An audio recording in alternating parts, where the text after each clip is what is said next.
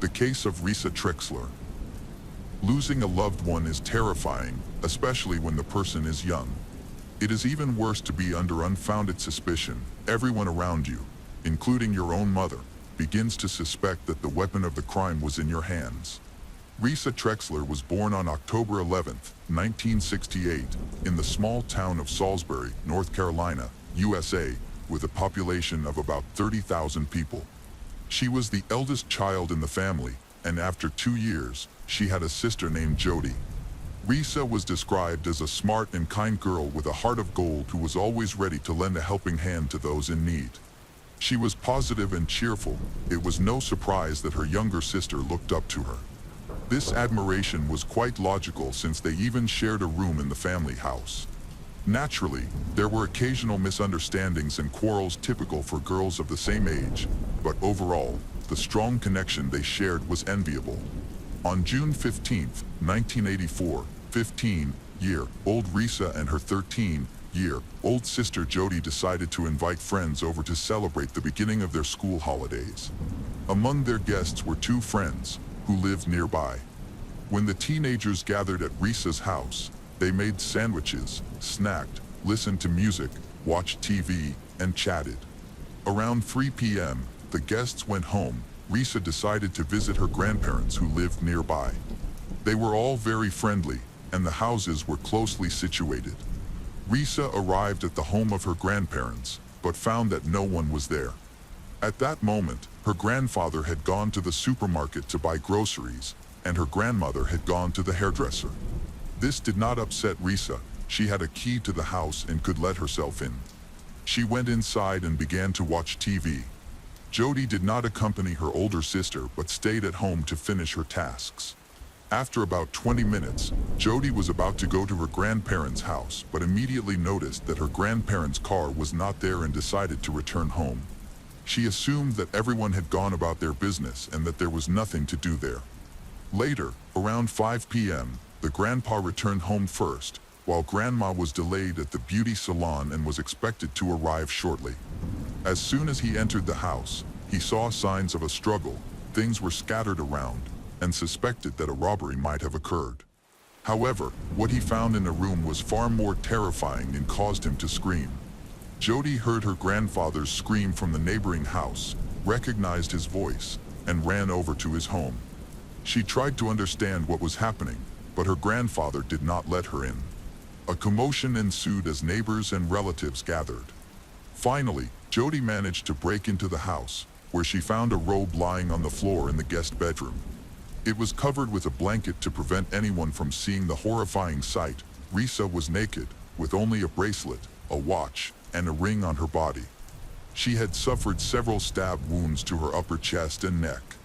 When the police arrived, they discovered signs of a break-in, but nothing valuable appeared to have been stolen. The fact that the perpetrator did not intend to rob was indicated by the victim still wearing her jewelry. The criminal's intentions were clearly much more sinister. Relatives who lived nearby arrived at the family home and were shocked by the horrific bloody sight. They were all concerned with only one question: what happened to Risa? Numerous theories emerged: a maniac on the loose. The body of Risa was sent for a forensic examination in North Carolina. It was revealed that she had received 18 stab wounds, primarily to the upper body. Additionally, clear signs of strangulation were found on her neck. A steak knife was likely used in the attack.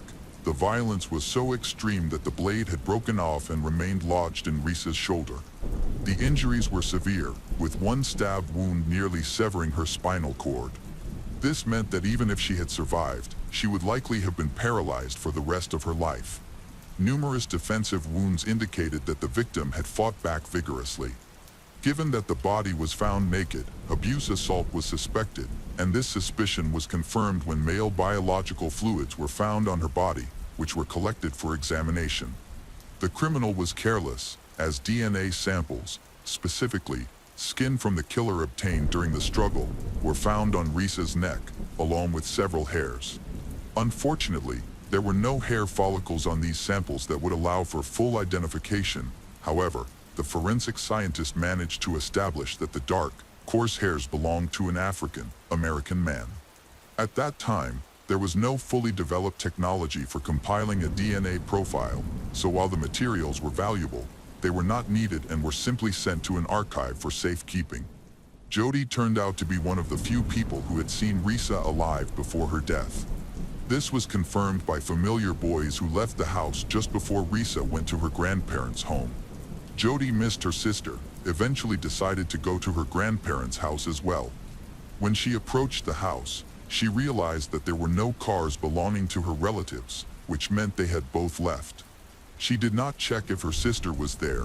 The house seemed empty, and it was quiet, so Jody immediately headed back home. She assumed that her sister had either left with their grandparents or had gone home herself, and that they had simply missed each other on the way. Jody later heard her grandfather scream. When she looked out from her bedroom window, she saw her grandfather crying and screaming, clenching his fists in horror. Jody immediately ran to her grandfather's house to understand what was happening. No one from Risa's immediate circle could remember any dark-skinned acquaintances capable of such brutality. However, when questioning local residents, it was possible to indirectly confirm the presence of a suspicious African American near the crime scene. 9 people reported similar stories, stating that after the alleged murder, a middle-aged black man ran through the area, appearing scared. No one raised the alarm because they did not hear the girl's screams. He managed to commit the abuse without making noise. While there were some discrepancies in the neighbors' descriptions of the stranger, overall, the account seemed credible. Despite the clear evidence indicating that Risa was attacked by an African American, detectives began searching for suspects without targeting anyone specific at first. After the attack occurred, Jody became a suspect despite the absurdity of such speculation. It was evident that a man was behind this crime. The local community was shocked by Risa's murder, which led to the spread of disturbing rumors. Information surfaced suggesting that Jody could be the criminal, and these rumors became firmly established, while the detectives did little to refute them. Although Jody was not actually a suspect, the growing suspicion from the public weighed heavily on her. During the funeral for Risa, the rumors about Jody intensified. Many believed she was too insensitive for such a tragic event. From that moment on, even investigators began to pay more attention to her. Despite her young age of 13, investigators interrogated Jody without her parents present. The girl was pressured repeatedly and was asked why she had killed her sister. Jody, in tears, protested and insisted that she could never do such a thing to the person she loved more than anyone in the world. Nevertheless, DNA samples were taken from her. Amid the pressure from law enforcement, even Jody's mother began to doubt her daughter's innocence. Gradually, her loved ones began to turn away from her, which was a devastating blow during such a difficult time. The police were unable to find any leads against the other suspects on the list. The detectives could not connect the bloody massacre to anyone. Consequently, the FBI was brought in to assist with the investigation. After creating a psychological profile, a suspect was identified, but contrary to expectations, the profile did not match actual investigative findings. At this time, it was believed that the suspect was a white man between the ages of 18 and 24 who must have known his victim. The man probably felt remorse after the crime and searched for a way out of the situation, indicating he was emotionally unstable. 5 months passed since the brutal murder. The investigation reached a dead end.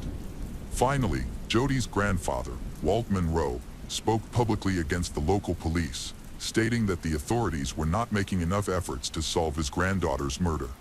Months turned into years, and those affected were tormented by uncertainty as they desperately sought to uncover the criminal's identity.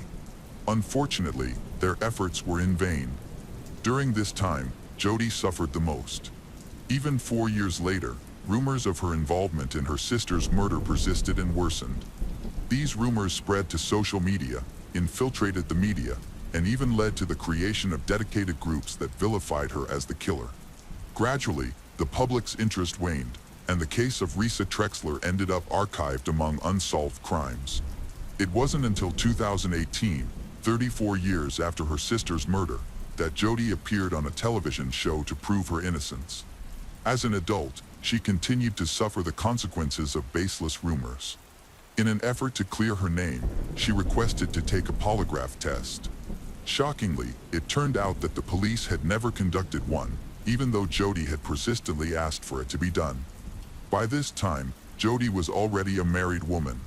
However, she still remembered well the mutilated body of her sister covered in blood.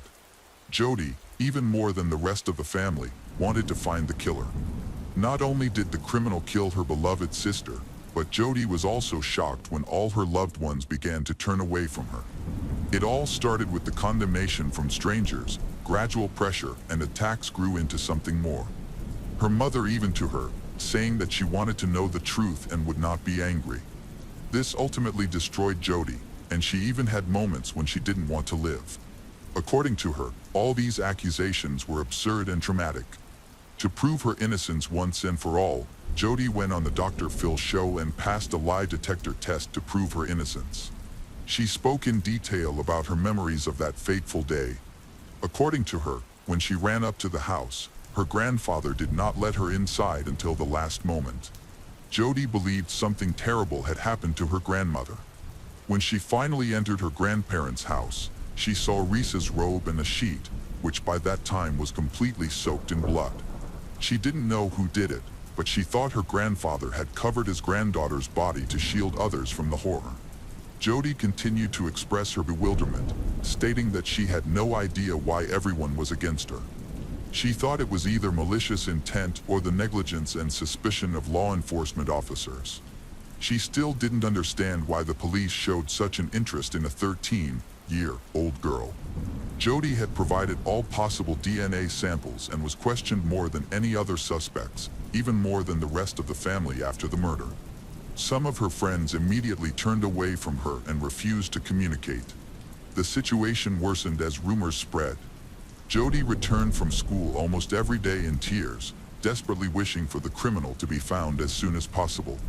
Little did she suspect that she would suffer for more than a decade amidst this overwhelming pressure. By the time she reached high school, Jody began to experience behavioral problems. She even ended up in a rehabilitation center at the age of 15 because she abused alcohol and marijuana. This behavior helped her escape and distract herself from the problematic attitudes surrounding her. Allegedly, even if she did not kill her sister, she must have known much more than she actually told the detectives because she was nearby at the time of the crime. The polygraph confirmed that Jody was telling the truth when she answered that she did not kill her sister, and there is absolutely no other information about the massacre. Interestingly, Jody's desire to speak out after so many years triggered a new wave of interest in the murder of Risa Trexler. In November 2018, a young detective named Travis Schulenberger decided to revisit the case files and re-examine the evidence from 34 years ago. He was inspired by Jody's courage in deciding to take a polygraph test live on the program. When Travis's efforts became known to Jody's family, they even thanked him personally, as she was still haunted by the thought that Risa's murder remained unpunished. It was a great success that all the evidence collected in the case remained intact. Finally, on December 3, 2019, the Salisbury Police Department announced that they had information regarding the previously unsolved case. A press conference was held with the participation of the Trexler family. The event began with the announcement that Jody was completely acquitted. The police had identified the murderer of Risa. It turned out to be a dark-skinned man from the past, Curtis Blair. According to Travis, Salisbury police detectives had done a commendable job investigating the unsolved case. They conducted repeated interrogations, spoke to everyone involved in the initial investigation, and gathered statements about a black man who had been seen running through the area shortly after the murder. They analyzed all the objects and evidence collected during the search for the criminal and began collaboration with forensic laboratories. Gradually, the authorities recognized the need to use genetic genealogy, a technique that had emerged a few years prior to the re-investigation of this crime, proving itself to be an advanced and highly effective technology. The resulting profile was compiled using publicly available databases, which included not only those associated exclusively with law enforcement, but also independent databases where individuals could voluntarily contribute their DNA profiles. Authorities once again turned to the public for new information, particularly to learn more about the alleged killer. Simultaneously, tests were conducted in the laboratory, and a publication about the case of Risa Trexler appeared. Several concerned individuals contacted the police station, but they were unable to provide any valuable information, as everything was already known. As law enforcement agencies in the United States increasingly utilize genetic genealogy to find criminals, the public has raised more questions. Many expressed concern that such practices could be considered violations of privacy. Most databases where individuals can submit DNA samples for analysis and database replenishment cooperate openly with the police. Against this backdrop, many do not agree with the practices of such companies. To maintain privacy, the name of the criminal was initially kept secret. It is difficult to convey in words how similar Jodi lacked care at that time. Despite identifying the criminal and successfully passing a polygraph test, she still felt pressure, and some people continued not to believe her. However, the press conference, during which the district attorney firmly stated that none of Trexler family members were the killers, provided some reassurance. Before the case of Risa Trexler was reopened, about 100 potential suspects had been identified. To reconstruct the profile of the killer, biological samples collected from the deceased's body were uploaded to a publicly available genetic database. Specialists from a company conducted reverse engineering of the genealogical tree of the suspect, which allowed them to calculate several probable killers. This group was eventually narrowed down to one individual. The Parabon Nanolabs company created his profile using innovative genealogical analysis techniques, leading to the identification of a criminal who had committed another violent crime and served time in the early 2000s. However, he died of heart failure in 2007 in California. Curtis's grave is located in the Memorial Park Cemetery in Salisbury. The only evidence Blair left at the scene was a small knife that was confiscated by investigators. They managed to obtain it and send it to the crime lab. It was believed that the criminal took the second weapon from the execution site. In June 2019, investigators exhumed his body, collecting materials for DNA examination in comparison with existing criminal profiles. By August 6, 2019, it was found that Curtis Blair's DNA profile was almost 100% consistent with the killer's profile, eliminating the risk of error. The probability of a random match was too low to doubt. The evidence was convincing enough to conclude that the case was finally solved. Consequently, the case was closed, leaving the Trexler family with mixed feelings. They understood that the individual who had harmed Risa was no longer a threat and society could feel secure. On the other hand, they wondered if they would ever understand why he had committed such a terrible act. Risa's killer lives 2 hours away from Trexler House and worked in Frito-Lay factory just 2 blocks from the site of the attack. His name was Curtis Blair, a black man who was 40 years old at the time of the murder. He matched the initial descriptions provided by witnesses. He was large and strong. Born in San Diego County, California, little is known about his life. However, rumors suggest that his father was very cruel, leading to an extremely challenging upbringing. As a young man, he decided to relocate and began a journey through several states in search of a better life.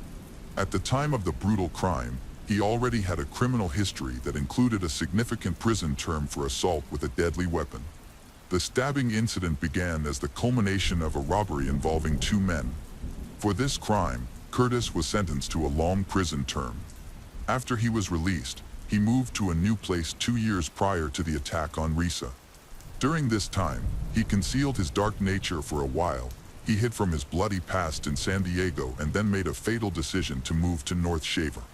The Risa Trexler case, after more than 35 years in the dark, finally found light thanks to Jodi's persistence and significant advances in investigative technology. The identification of Curtis Blair as the killer not only completely exonerated Jodi, who had endured the pain of losing her sister and unjust suspicion for decades, but also brought a measure of justice to the Trexler family. Although Blair passed away and could not face trial, the revelation of the truth still provided a precious consolation, closing a painful chapter in Salisbury's history. For Jodi, this journey was not only a fight to prove her innocence but also an affirmation of her undying love for her sister, a feeling that transcended both time and injustice. However, the question of why still lingers in the minds of those left behind. What drove Blair, a person who once lived right in the heart of the community, to so cruelly attack an innocent young girl like Risa? His true motives will likely remain a mystery, buried with him in a grave in Salisbury Cemetery. Above all, this case is a testament to the power of science and the human determination to find the truth, no matter how long it takes. For the Trexler family and the Salisbury community, the resolution of the case is not just the end of a nightmare, but the beginning of a healing process, a journey they have long awaited to begin. The case of Adrienne Shelly. Adrienne Shelly, whose real last name was Levine, was a well-known actress, director, and screenwriter.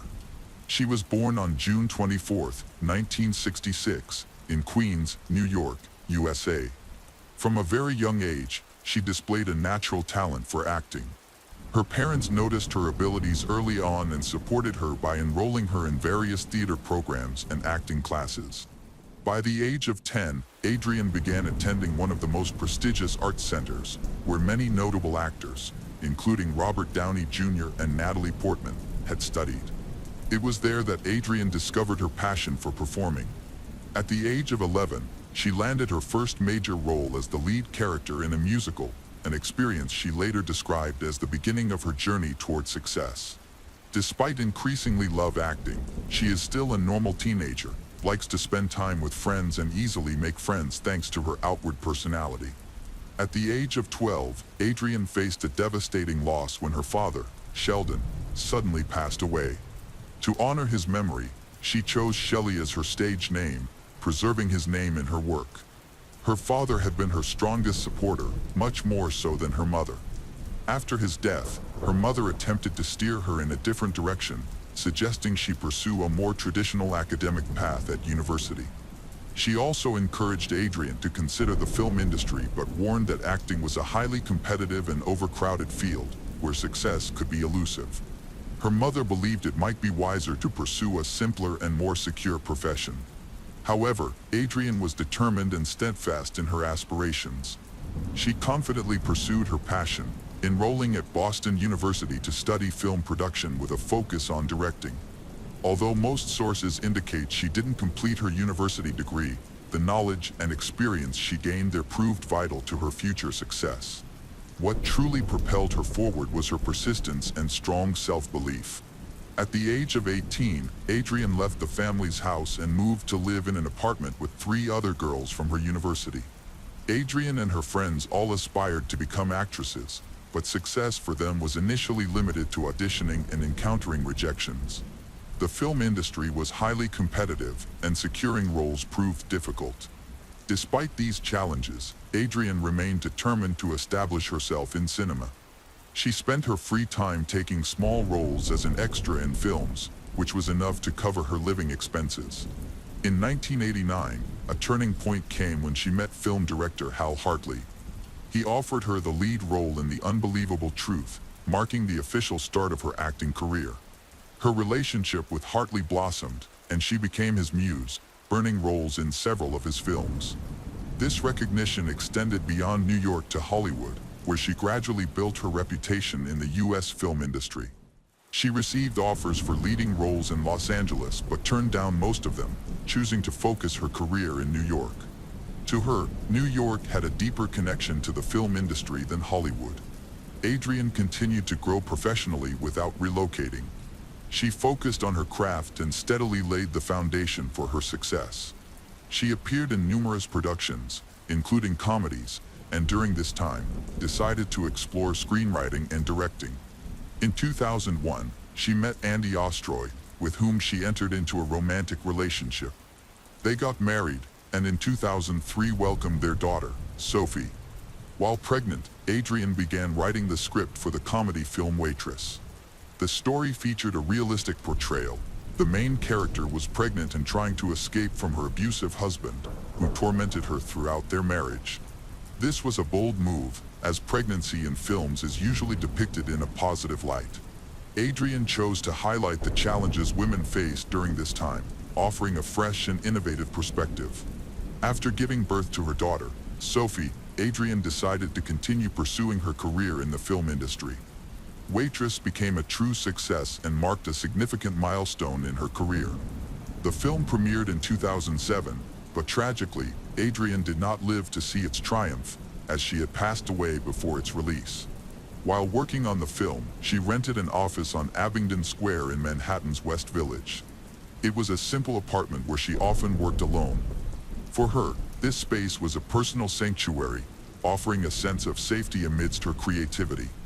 Adrienne crafted a unique atmosphere in her work environment, showing great care and reverence for her improvised studio.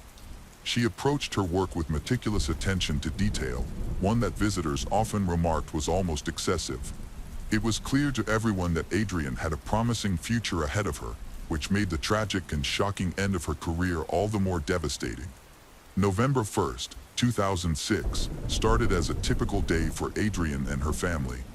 She woke up early to prepare for work in her office, while her husband, Andy, and their daughter, Sophie, followed their usual morning routine.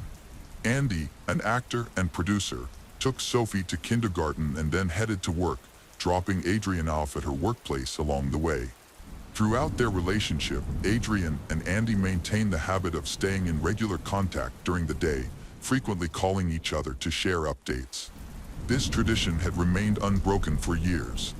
However, on November 1st, Adrienne's silence was startling. She didn't call Andy and failed to answer any of his calls, which was completely out of character for her. Andy wasn't initially worried. He understood how devoted Adrienne was to her work and assumed she might be tied up, especially since she had planned to start several new projects that day. He figured she was deeply engrossed and decided not to disturb her over minor issues. Andy worked through the day until evening, but when he wrapped up his shift and called her again, she still didn't answer. By this point, her lack of communication was unusual. Adrienne typically made time to reach out during her busy periods or at least send a quick message. Her silence was becoming increasingly concerning. Around 5:30 p.m., Andy picked up his daughter from kindergarten. Adrienne was still unreachable, and his concern deepened. Her behavior was unlike her. Normally, she would have checked in or let him know if she was occupied. Worried, Andy decided to drive to her rented office, a habit he often practiced on gloomy days like this due to the poor weather in New York. He tried calling her again to arrange a pickup time but received no response. By now, he couldn't shake the unsettling feeling that something was wrong. Andy took his daughter, Sophie, to her grandmother's house and asked the grandmother to watch Sophie while he went to the office. Without a spare key to the building, he approached the doorman upon arrival, hoping to gain access with a duplicate key. The concierge refused to give Andy the key due to strict building policies, prompting Andy to suggest they go upstairs together. The doorman was familiar with Adrienne, as she was a celebrity, and recognized her husband as well. He mentioned that Adrienne hadn't left the building all day, which was unusual because her work should have been finished, and she should have been preparing to leave. The concierge agreed to Andy's suggestion, but when they reached the floor, they realized the keys weren't needed. The door was unlocked. This was unexpected, as Adrienne was always meticulous about locking her office, even for brief absences. Typically, she would secure the door from the inside to ensure privacy and avoid interruptions. Once inside the studio, Andy immediately noticed Adrienne's clothes and shoes in their usual place, a designated spot reserved for them. This indicated that she was likely still inside.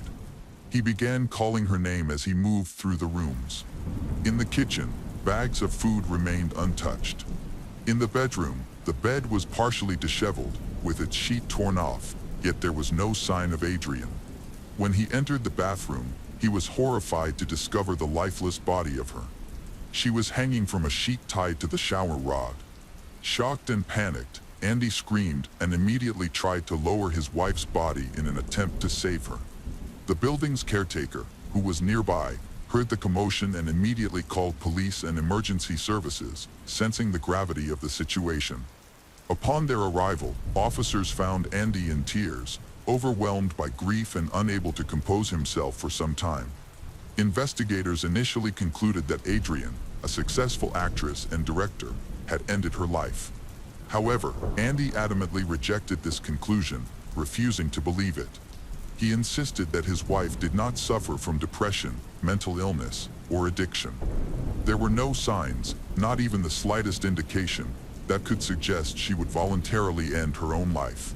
On the contrary, Adrienne appeared to be thriving at this point in her life. Her career was on an upward trajectory, with each new production surpassing the last. She had a loving relationship with Andy and a deep bond with their young daughter, Sophie, whom she cherished. From Andy's perspective, Adrienne would never willingly leave her daughter behind, especially given her own experience of losing her father at age 12 and understanding the profound pain such a loss could inflict on a child. Despite Andy's assertions, law enforcement maintained that depression could often be hidden, with symptoms that weren't necessarily tied to struggles in one's family or personal life. They explained that individuals could appear outwardly fine, even happy, while quietly battling unseen difficulties until the very end.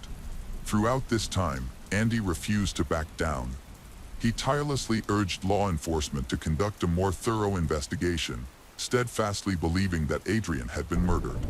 He committed himself to proving this, despite the daunting challenges ahead. The autopsy revealed that Adrienne's death was caused by a sheet tied around her neck, but Andy doubled down on his efforts, insisting the case be treated as a homicide. To substantiate such claims, however, concrete evidence was necessary.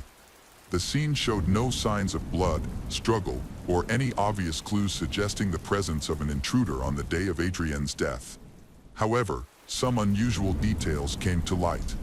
Would someone who was about to end their life go shopping and behave as though they had plans for the following day? Upon closer examination of the crime scene, investigators discovered a suspicious clue, a faint shoe print on the toilet lid. This led them to suspect that it might have been left by an unknown person. It is possible that the attacker, or possibly Adrienne herself, stood on the toilet lid to reach the shower curtain rod and tie the sheet. Andy immediately recognized the shoe print on the toilet lid as evidence of a criminal presence. He explained to investigators that Adrienne kept her office very clean. Adrienne had installed a special closet and cabinet near the entrance, requiring everyone to remove their shoes or boots before entering. Walking around the apartment in footwear was strictly forbidden, and Adrienne would become extremely upset when this rule was violated. Therefore, Andy firmly believed that the shoe print could only have been left by someone who entered the studio without her permission. Adrienne's fastidiousness regarding cleanliness was well known among her close friends and family, all of whom confirmed it during interviews with detectives. Upon realizing the connection, investigators scrutinized the shoe prints, paying close attention to the tread pattern and size. Their findings supported Andy's claims. The print did not match the shoes worn by either him or his wife. Furthermore, fingerprints were discovered on the shower rod that did not belong to Adrienne. While it appeared that someone had tried to wipe them away, the effort had been incomplete, leaving traces for investigators to uncover.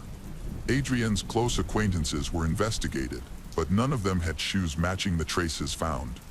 Furthermore, their fingerprints did not match those recovered from the scene.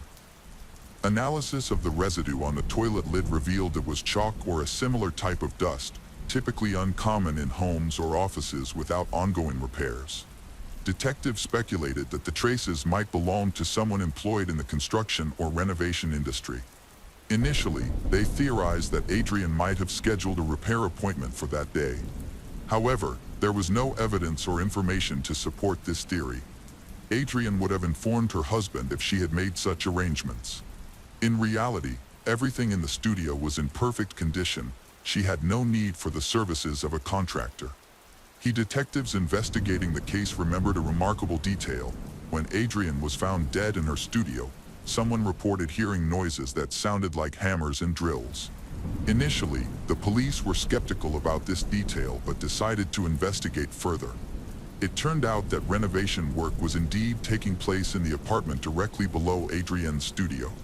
The apartment owner, who had no connection to Adrienne and didn't even know her, confirmed that workers were present on November 1st, completing the final stages of the renovation.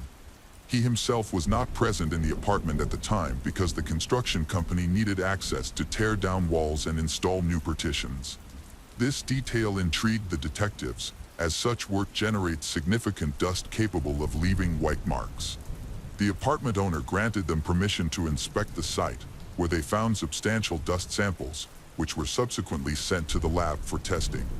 Laboratory results confirmed that the dust matched the residue found in Adrienne's studio, indicating that at least one worker from the renovation had entered her office. Detectives then contacted the general contractor at Bradford General Contractors to identify the workers who had been on site during that period. At this stage, investigators encountered difficulties due to the company's practice of cutting costs by hiring workers who were not officially employed. This was common in the United States at the time, especially with the influx of migrants. Many workers were undocumented and lacked proper visas. However, following a period of investigation, the individual overseeing the project verified the list of everyone present at the apartment on November 1st. Among them, the most suspicious was Diego Pilco, a 19-year-old who had recently arrived in the U.S. from Ecuador. Upon his arrival, he started working for Bradford to save money. Initially, he planned to use the earnings to repay a debt in his native Ecuador, which had helped finance his journey to the United States. Diego's behavior drew attention. He often appeared anxious and acted strangely. He was still working for Bradford when investigators tracked him down. They brought him to the police station for questioning, where detectives got straight to the point. Diego was directly asked about Adrienne's murder. Surprisingly, he did not deny it. Instead, he confessed almost immediately upon entering the office. He explained his account of the incident, repeatedly stressing that it had been accidental. He insisted he was not a bad person but was struggling with severe financial difficulties and had acted out of desperation.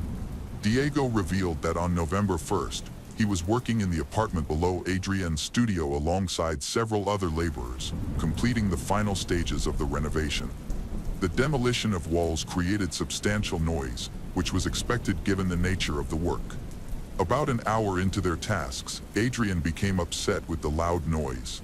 Frustrated, she angrily shouted that the noise was interfering with her ability to focus. Diego felt her behavior was condescending, as if she were implying her work was more important than theirs. She demanded the workers stop making noise, but Diego considered this unreasonable, as demolishing walls could not be done quietly. The young workers calmly explained the situation to Adrienne. However, she refused to listen. She entered the apartment and began yelling. Frustrated, Diego grabbed a hammer and threw it in her direction. Miraculously, she dodged the tool. She then started shouting even louder and threatened to call the police. With that, she left the apartment and headed upstairs. Worried about the possible consequences of his actions and fearing deportation, Diego followed her, desperately pleading for her not to involve the authorities. Adrienne was furious and ignored his pleas. Once she arrived at her studio, Diego grabbed her sleeve, still begging her not to report him. She may have interpreted his actions as an attack and began screaming. Losing control once again, Diego struck her in the face. Adrienne fell, hit her head, and stopped moving. Convinced that she had died from the blow, Diego panicked. He locked himself in the office, overwhelmed and unsure of what to do next. Adrienne remained still and did not get up. Eventually, Diego realized he had killed someone and decided to cover up the crime.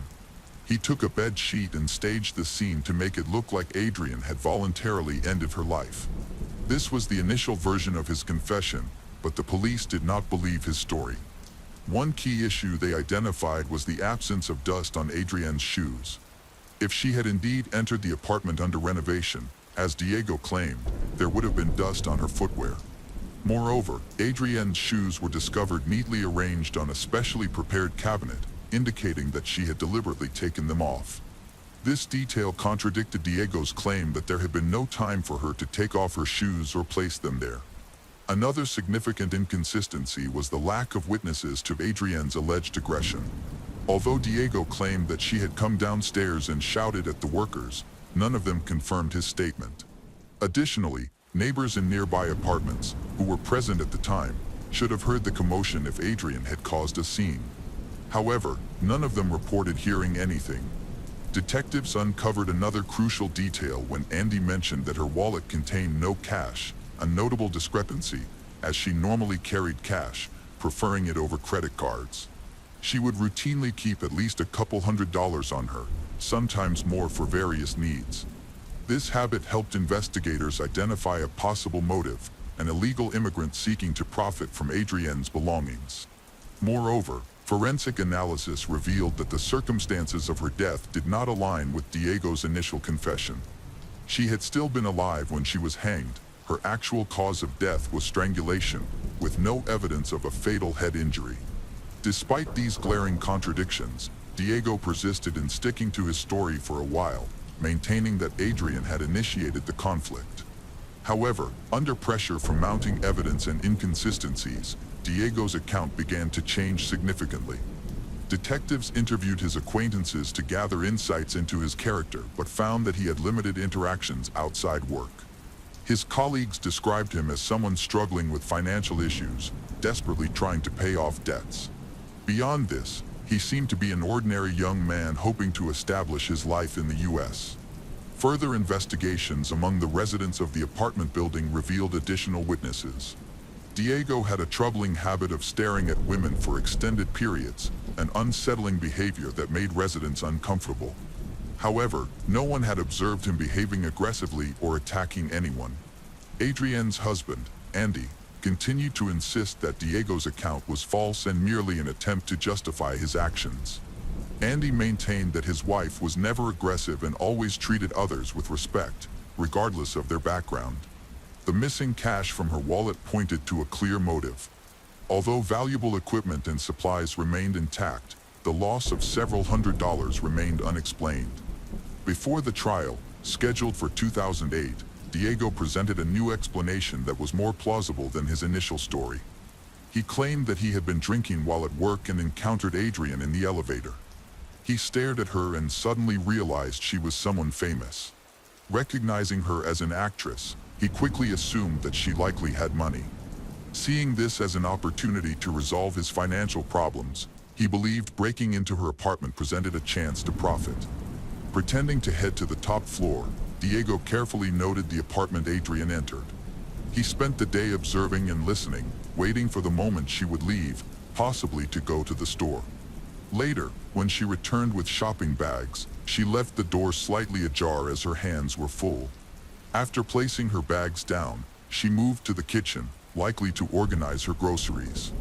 Out of habit, she undressed and placed her clothes and shoes in the closets. Meanwhile, Diego discreetly watched her every move from the landing just outside her apartment. As the door was left partially ajar, Diego noticed the gap and spotted a bag with a wallet peeking out. Unable to resist the temptation, he saw an opportunity to steal. Peeking inside the apartment, he confirmed Adrienne was unaware of his presence and entered. He grabbed the wallet and took the cash. As he tried to return the wallet to the bag, Adrienne unexpectedly returned and confronted him. She screamed and rushed toward the phone, presumably to call the police. Panicking, Diego chased after her and covered her mouth and nose to silence her. Within moments, Adrienne lost consciousness due to suffocation.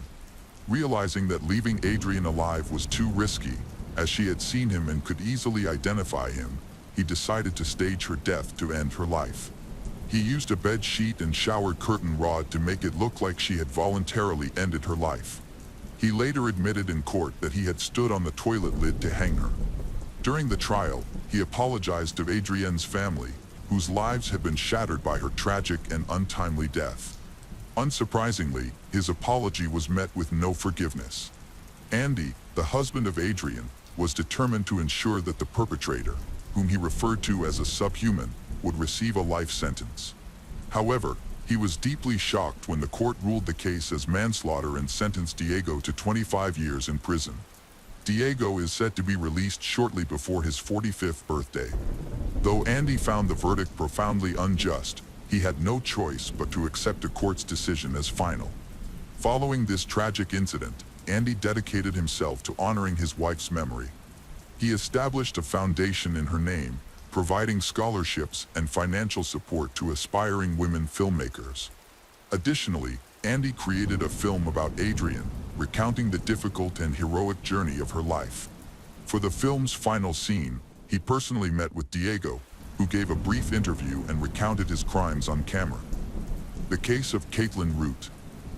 Sometimes, criminals who look for victims just for fun or out of a desire to kill. In the state of Missouri, USA, there is a town called St. Joseph. This is a small town with many parks, museums, and other attractions, as well as a large number of running tracks and walking paths in one of the parks called Krug. On Sunday, October 16, 2016, a man went out jogging. Closer to the end of the trail, the man noticed something suspicious on the path. Initially, he thought it was a mannequin, because Halloween is coming soon. So, he calmly continued to run past it. When he reached the object, however, he noticed blood on it. At first, he simply ran past, but something alerted him and made him turn back. The mannequin suspiciously resembled the body of a girl. There was a hole in her chest. She was lying on the asphalt without clothes, in a pool of blood. The frightened witness called 911 for help. Even when he contacted the dispatcher, he was not sure whether it was a mannequin or not. This story unfolded in mid-October, 2 weeks before Halloween, when one could encounter various oddities. Perhaps it was a Halloween prank or some kind of decoration for the holiday. When the police arrived at the scene to investigate, they confirmed the witness's worst fears. It was indeed the body of a girl. The criminal did not even bother to hide the traces of his crime. Just a meter away, clothes were found, which had been neatly cut off. Additionally, the girl's false nails were scattered around the body, indicating that she had desperately resisted and that her nails had been damaged in the struggle. During their examination, forensic scientists were unable to find any identification documents for the girl. She had no personal belongings, means of communication, or the weapon used in the crime. To make initial conclusions, it was crucial to determine who the victim of this brutal massacre was. The only clue that could help the police was a T-shirt she wore. It had an inscription indicating that she was a student at Central High School, graduating in 2017. It was assumed she was a high school student preparing to receive her diploma the following year. The fingerprints of the victim were collected, but no matches were found in the national database. This was not surprising. Given the approximate age of the victim, it was unlikely she had a criminal record. The authorities were forced to close the park to visitors for the next 24 hours to continue inspecting the area. A larger scale operation was launched, involving many more law enforcement officers, and results came quickly. They were able to find broken parts of a mobile phone, which had been disassembled and scattered around the area. Over the next few days, the communication device was collected and completely restored. Meanwhile, the forensic expert performed an autopsy on the body, revealing that the girl had been brutally tortured before her death. Her throat had been cut twice, but that was not the cause of her death. She had received several stab wounds from an object similar to a knife, one of which had pierced her liver and caused fatal bleeding. Without emergency assistance, a cut throat could also have killed her. There were signs of prolonged strangulation on her face, which complicated the determination of exactly what had occurred. According to the forensic expert, the strangulation may have involved something like a long piece of fabric. Simultaneously, several officers visited the school indicated on the girl's T-shirt to identify any missing high school girls. At the school, the police talked to the principal and teachers, showed them photographs of the unidentified victim. The girl was recognized. Her name was Caitlin Root. She had studied there for some time before switching to homeschool. Caitlin was born on November 11, 1998, into a large family with 5 sisters and 5 brothers. She was very positive, artistic, and funny, and loved singing, dancing, walking in the fresh air. Her last hobby was hunting for Pokemon in the park, which was very popular at the time. It was unclear what attracted her to Krug Park, located in another area of the city that was less known to her. It was beautiful and quiet, a favorite place for many runners until this tragedy occurred. However, there were some remote and gloomy spots where locals rarely ventured. That is where Caitlin's body was discovered. At school, Caitlin's close friends were devastated by her loss, and they willingly cooperated with the investigation. When the Root family was informed that the body of their missing daughter had been found, everyone was heartbroken. They desperately wanted to find who had so cruelly taken the life of a girl just 3 weeks shy of her 18th birthday. Despite her close relationship with the family, at the time of the incident, Caitlin did not live with them. She had grown up and wanted more independence, freedom, so she was temporarily staying with her best friend, who lived with her grandmother. The whole group had to maintain constant contact, but nothing suspicious was noticed. The police visited this house to speak with all its residents. In fact, the family with whom Caitlin was living at the time noticed her disappearance and contacted the police. Upon identification, the police talked to Caitlin's friend's family and finally received the first valuable clue. According to Caitlin's friend's mother, a few days before the crime, Caitlin had an online argument with her boyfriend. She was planning to break up with him, but the situation escalated into a big fight. The woman reported that their last meeting ended in a confrontation, after which Caitlin was left with a bruise. This mark was also found during the autopsy. All this gave the police their first suspect, whom they decided to interview. They were not able to find him right away, but several of Caitlin's boyfriend's friends responded. None of them believed that Caitlin's boyfriend could physically harm Caitlin, as he was not prone to aggression or violence. No one had noticed anything like that about him before. However, the police wanted to speak with him in person. Witnesses were also found who reported seeing his car, which allegedly stopped near Krug Park late in the evening. All this strengthened the suspicion against him. Finally, the police met with Caitlin's boyfriend.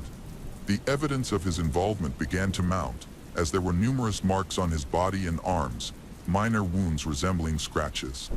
He attributed these to branches while riding a motorcycle. He stated that he met with Caitlin, and the last time they saw each other was on Thursday, a few days before the murder. On that day, a friend of his also joined them. Everything seemed fine, and according to him, Caitlin spent a lot of time with them, with no conflicts occurring. Therefore, he found it very unpleasant to receive a call 2 days after this meeting from an unknown person who accused him of beating women. This voice sounded threatening and offered to meet to confront him about what he had done to Caitlin. The caller then hung up. Caitlin's boyfriend didn't understand that there was a deeper implication behind this. Despite there being no conflicts between them, he was surprised when Caitlin later accused him of breaking her nose. After that, she hung up and ignored his calls. He considered any accusations of aggression and cruelty, especially towards his girlfriend, to be absurd. Afterward, Caitlin's boyfriend published several posts on his social media, suggesting that Caitlin had convinced her friends to turn against him. He couldn't understand the reasons behind it but felt he didn't have time to figure out the details.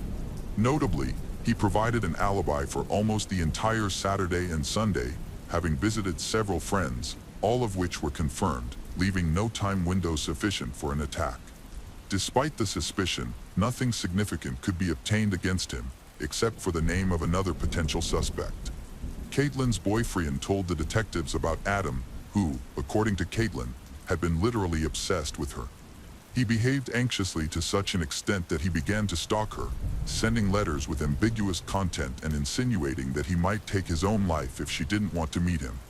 Before the crime, the police learned that Adam communicated with his best friend on social media on October 15th at around 8 p.m., which was the last time he contacted her. To the surprise of the police, this best friend turned out to be Caitlin. Adam had added her to his list of close friends, probably to avoid drawing attention to his unhealthy attraction to her. Before meeting with this new suspect, the detectives decided to gather more information about him and interviewed his closest acquaintances. They discovered that both Caitlin and Adam attended a party on the night of the murder and were supposed to spend time together. At the gathering, Adam was accompanied by a couple of friends, and there were witnesses who saw the whole group leave late in the evening, with Caitlin among them. Several attendees were confident that they all planned to go to Krug Park, where Caitlin's body was later found. It is noteworthy that they returned without Caitlin and told everyone that she had left with an unknown group of people, which seemed strange, uncharacteristic of her.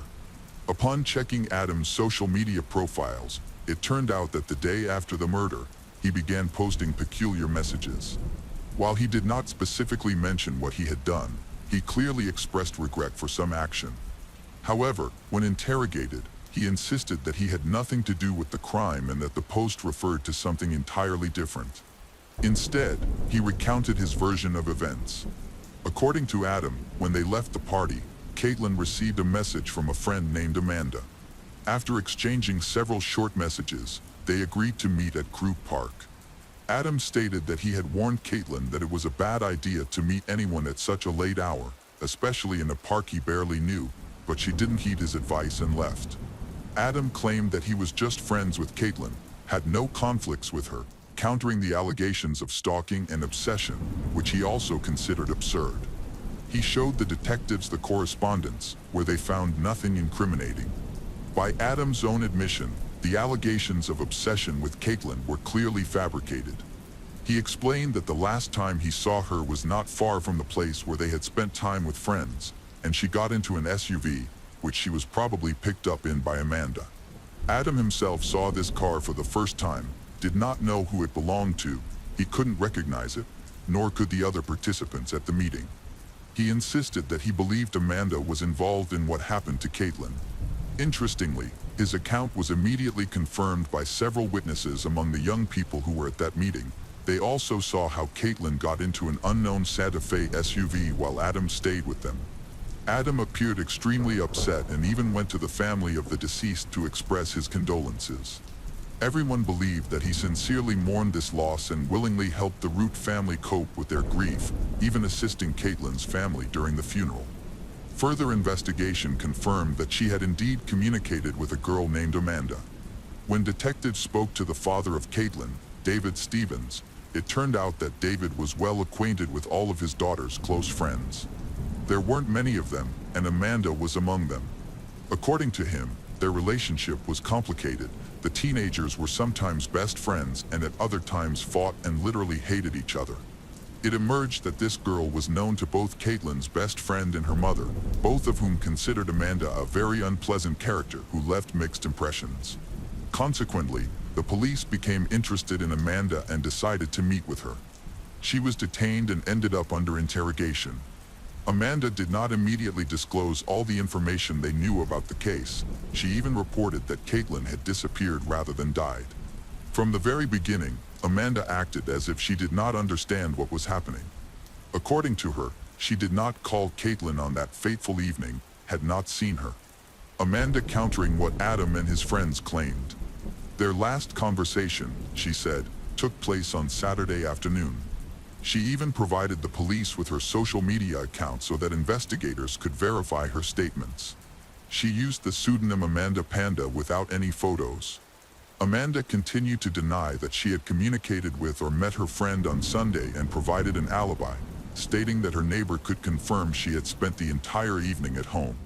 The police checked this information, and the woman confirmed the alibi, reporting that she had repeatedly seen Amanda in the house throughout the evening, including at the approximate time of the attack.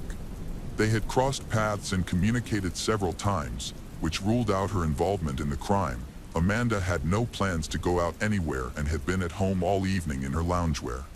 After this confirmation, the police were forced to let Amanda go. All possible leads were investigated, but they remained empty-handed. The investigation reached a dead end. Due to the many participants involved, the story became so confusing that it spiraled out of control. Then, the police accessed Caitlin's mobile phone in search of clues, allowing detectives to navigate the gallery and find a photo that was the last one taken before the brutal attack. There were no people in the image, but it included the facade of a store found in the city, about 5 kilometers from Caitlin's house. After obtaining access to the recordings from the store's CCTV cameras, they managed to find a car that matched the description of the SUV associated with the team. When this photo was taken near the store, a dark car pulled up, from which a limping man emerged. He bought snacks and immediately left. Unfortunately, this did not yield any clues, as the store employees did not remember anyone, and the image was too blurry. The police continued to study the mobile phone of Caitlin regarding the account named Amanda Dow. Correspondence from this page revealed that she had communicated with Caitlin on the evening of her murder.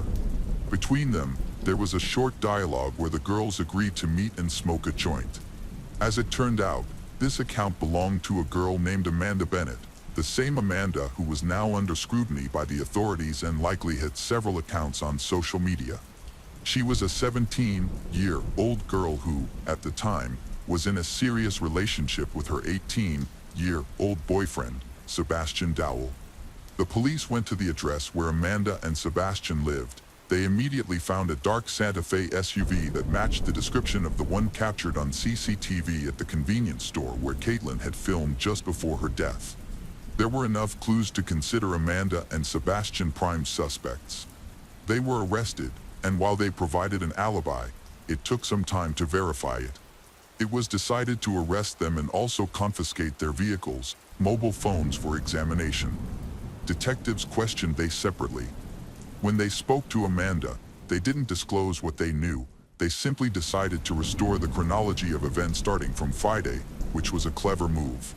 In fact, the police were particularly interested in Saturday and Sunday. If Amanda remembered Friday well but suddenly could not recall anything from Sunday, it would appear suspicious. The police often use this technique during interrogations to break down criminals. Amanda detailed her Friday evening spent with her boyfriend and their 2-month-old child. Difficulties arose, however, when she was asked about Saturday. Suddenly, she claimed that she had actually confused the days, and the events she described occurred on Saturday. Meanwhile, Sebastian also struggled. He could not recall what he had been doing with his common-law wife in the past few days. His statements increasingly contradicted the story he had provided. Everything suggested that Amanda had prepared for her meeting with the police, but she became a little confused. Her boyfriend didn't have much time either. He couldn't even say anything about the movie they supposedly watched together at the cinema, despite Amanda describing it in detail. But they was never found on the CCTV footage. There were no tickets or any data confirming that they had been in the area over that weekend. Amanda's story remained uncorroborated. This suspicious couple was clearly lying to the police. When Sebastian was confronted with the obvious inconsistencies in their stories, he became nervous. After that, the police noticed there were some cuts on his hands. Sebastian said they were from a cat. However, he later changed his story and admitted that they might be from his knives. His collection contained numerous stabbing and cutting items. During the arrest and searches, several knives from Sebastian's collection were confiscated in hopes of finding blood on them. Later, the examination confirmed that there were particles of Caitlin's blood on one knife. During the conversation, it became evident that Sebastian was in a subordinate position in the relationship, which he confirmed by stating that Amanda controlled everything happening 100% and that he obeyed her. According to him, Amanda completely excluded strangers from their social circle. He didn't even have friends that he could choose on his own. In fact, his social interactions were restricted because Sebastian complained that he had to ask for permission for any of his desires. For example, he liked to smoke a joint, but he would only do so after getting Amanda's approval. She was jealous and rude.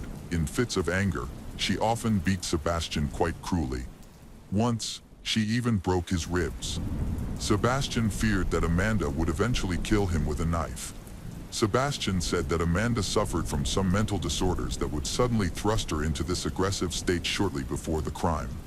They had gone to a psychotherapist, but all the doctor did was double the dosage of her medications. However, Sebastian was not entirely innocent either. His social media profile contained a lot of dark humor, as well as cruel and murderous imagery. It seemed he was obsessed with this topic. Despite the detectives not revealing the real reason for Amanda and Sebastian's arrest, it turned out that Sebastian was aware of the murder in the park. He insisted that he had heard about it on social media, but he had already been caught in a lie. The more nervous he became, the more his story changed. In the end, he admitted that he knew Caitlin quite well. They communicated frequently. He and Caitlin were good friends. Caitlin even visited them in the hospital to congratulate them on the birth of their child, during which she spoke warmly about him, touching Amanda, the new mother. From that moment on, indirect evidence began to surface, suggesting that the tragedy was provoked by Amanda's jealousy and erratic behavior. At first, Sebastian denied such assumptions, but later he confessed that Amanda had often expressed anger towards him when he exchanged compliments with Caitlin. He continued to deny any romantic connection between them, insisting that it was purely friendly communication, while also maintaining that he was not involved in any crime. One of their friends mentioned that Amanda had always been friendly, sociable, and positive. However, the situation changed dramatically after the birth of their child, which many attributed to postpartum depression. In addition, she believed that something more than just friendship had developed between Sebastian and Caitlin. Amanda frequently referred to Caitlin and was clearly angry, exhibiting intense jealousy towards her boyfriend. Judging by her friend's words, this turned into an obsession with getting rid of Caitlin. Moreover, Amanda was aware of many details about the crime that she could not have known by chance, as they had not been covered in the media. This discussion smoothly led to topics about their relationships and the birth of the child. Amanda's demeanor visibly changed when they began discussing Caitlin and Sebastian. This was clearly a sensitive subject for her, but she composed herself and did not reveal her emotions. It is curious that during the entire interrogation, Amanda did not show any regret or pity toward her friend. On the contrary, from the very beginning, she appeared in high spirits and giggled frequently. Considering the circumstances that had led Amanda to this situation, her behavior seemed unsettling. The true motive behind this case included records of demonic summonings. This confirmed that he was involved in all sorts of dark themes with his girlfriend, but he claimed that it was all part of a hobby and role, playing games, insisting that they did not take it too far or commit any crimes. However, there was confirmation that they planned the murder in stages. Even though the information was deleted, it was easily recoverable. This became the main incriminating evidence against both criminals. When both were informed about this evidence, they abruptly changed their tactics, refuting their earlier statements and beginning to blame each other. Judging by their correspondence and records found in the house, both criminals were charged with first-degree murder. Upon reviewing their dialogues, the frightening truth of this brutal massacre was revealed. The murder was indeed ritualistic. That evening, Amanda and Sebastian sent a message to 6 contacts from their list to lure one of the victims into a trap. They probably did not care who responded, but only Caitlin Root did, which ultimately sealed her fate. The jury was shocked by the senselessness of this act of violence, simultaneously remained confident that it was Amanda who initiated it and took the life of Caitlin with pleasure. Her fingerprints were found on the murder weapon, and Sebastian likely helped by holding Caitlin. On May 5, 2017, Sebastian Dowell was sentenced to life in prison for second-degree murder in the death of Caitlin Root. Just days later, on May 9, 2017, Amanda Bennett was sentenced to life in prison for the same crime, second-degree murder.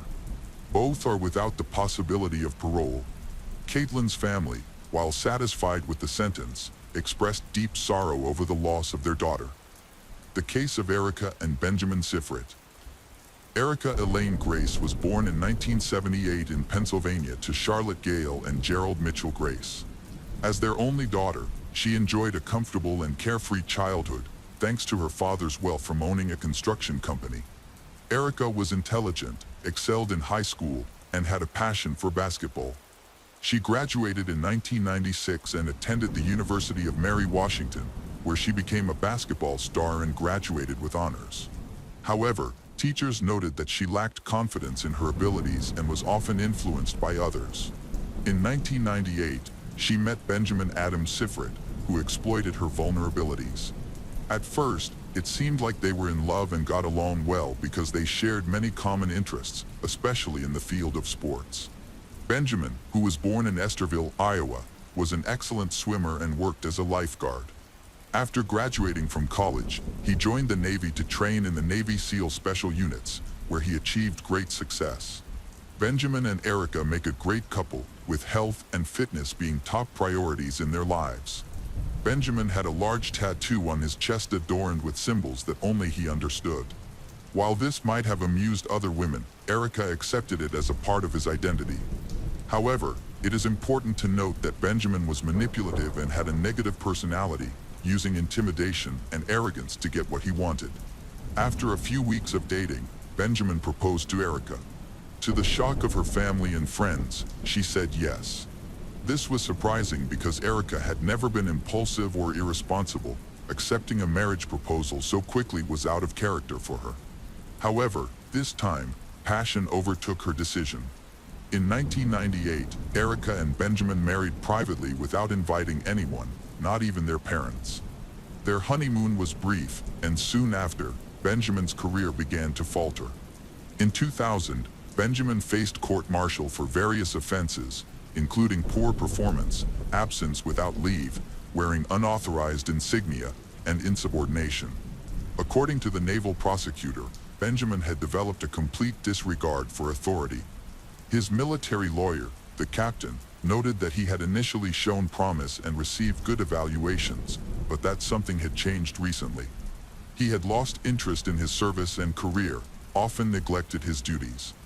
Ultimately, Benjamin was discharged in disgrace due to his misconduct. In early 2001, 23-year-old Benjamin and Erica moved to Pennsylvania, close to Erica's hometown. This was the first time Erica's parents met Benjamin, and they were not pleased with him. They opened a scrapbook store named Memory Trail, where they primarily created photo albums for their clients. They then started selling some products online, including items they had stolen from stores and restaurants. Erica felt pressure to meet her husband's expectations and tried to demonstrate her capability by completing tasks that he assigned. However, to cope with her stress, she started drinking excessively and using banned substances.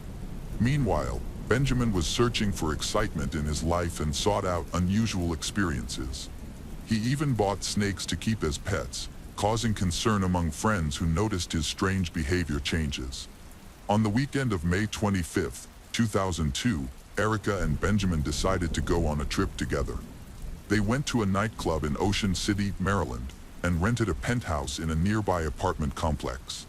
At the same time, Martha Margene Jenny Crutchley, an insurance agent, and her banker boyfriend, Joshua Edward Ford, were also heading to the same nightclub. Martha and Joshua had been together for about a year and enjoyed spending weekends without a specific plan, simply wanting to eat, drink, and enjoy the night at the Ocean City Club. Erica and Benjamin unexpectedly met Martha and Joshua. They spent several hours together dancing, laughing, and singing.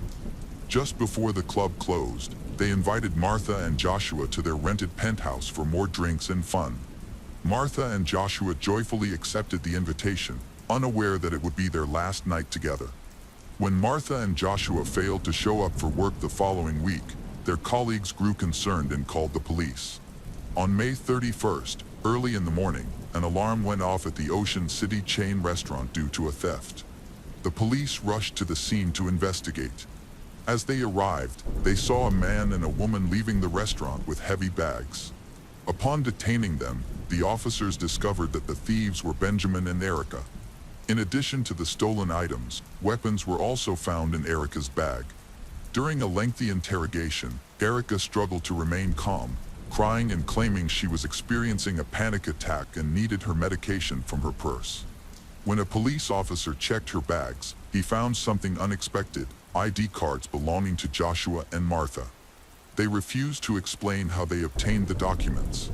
Meanwhile, a police patrol visited the penthouse rented by Erica and Benjamin. Upon searching the apartment, they found no signs of Joshua and Martha, except for photographs taken during their time together. As the police investigated the house, they became increasingly convinced that a crime had occurred there. Their search revealed several puzzling clues. They discovered blood spatter in both the master bedroom and the bathroom. Additionally, they learned that Erica and Benjamin had purchased paint and plaster, likely to conceal a bullet hole in the bathroom wall. Several bullet casings found on a table matched a weapon owned by Erica, and one of the casings had blood on it. DNA analysis confirmed that the blood belonged to Joshua. During the interrogation, Benjamin chose to remain silent and requested a lawyer. In contrast, Erica began recounting the night's incident, asserting that her husband was the actual killer. She explained that after a night out at a nightclub, Joshua and Martha came to their apartment to continue the evening. At some point, Erica suspected that they had stolen her bag, leading Benjamin to attack them. According to Erica, Joshua was attacked first in the head, followed by Martha, who fled in fear to the bathroom and tried to hide under a small table. Benjamin then killed her as she was curled up in a ball. Erica claimed that Benjamin was responsible for the murders, while she only assisted him in disposing of the bodies. In her confession, she said the bodies were put in trash bags and dumped in a dumpster on the outskirts of Ocean City. The police searched local landfills and found only one of Martha's legs and Joshua's torso and arms. The rest of the bodies were never located, which meant the official cause of death could not be determined. The bullet was fired from a weapon, discovered with Joshua's remains, and was also found next to Erica. Both Erica and Benjamin were charged with first-degree murder for the deaths of Joshua and Martha. However, they both pleaded not guilty. The trial began on March 31, 2003, but due to the media attention, it was relocated outside of Worcester County, Maryland. Benjamin's trial was held in Rockville, and Erica's trial was held in Frederick. The public reacted negatively toward them, who had lived a seemingly luxurious life but turned out to be brutal murderers. According to court documents, Erica described her husband's obsession with power and control and his significant influence over her. However, Benjamin's lawyer contested this claim, arguing that Erica was frequently under the influence of alcohol, strong antidepressants, and diet pills, which may have affected her judgment and contributed to her actions. Benjamin listened quietly during the trial as Erica grew more distant from him. The defense attorney pointed out to the jury that the murder weapon was Erica's and presented ballistics results showing that the bullets from that weapon killed Joshua. Although the weapon was confiscated from Erica at the time of her arrest, proving that she was the one who pulled the trigger was difficult. The prosecution was represented by the Worcester prosecutor, who called a witness named Melissa Selling.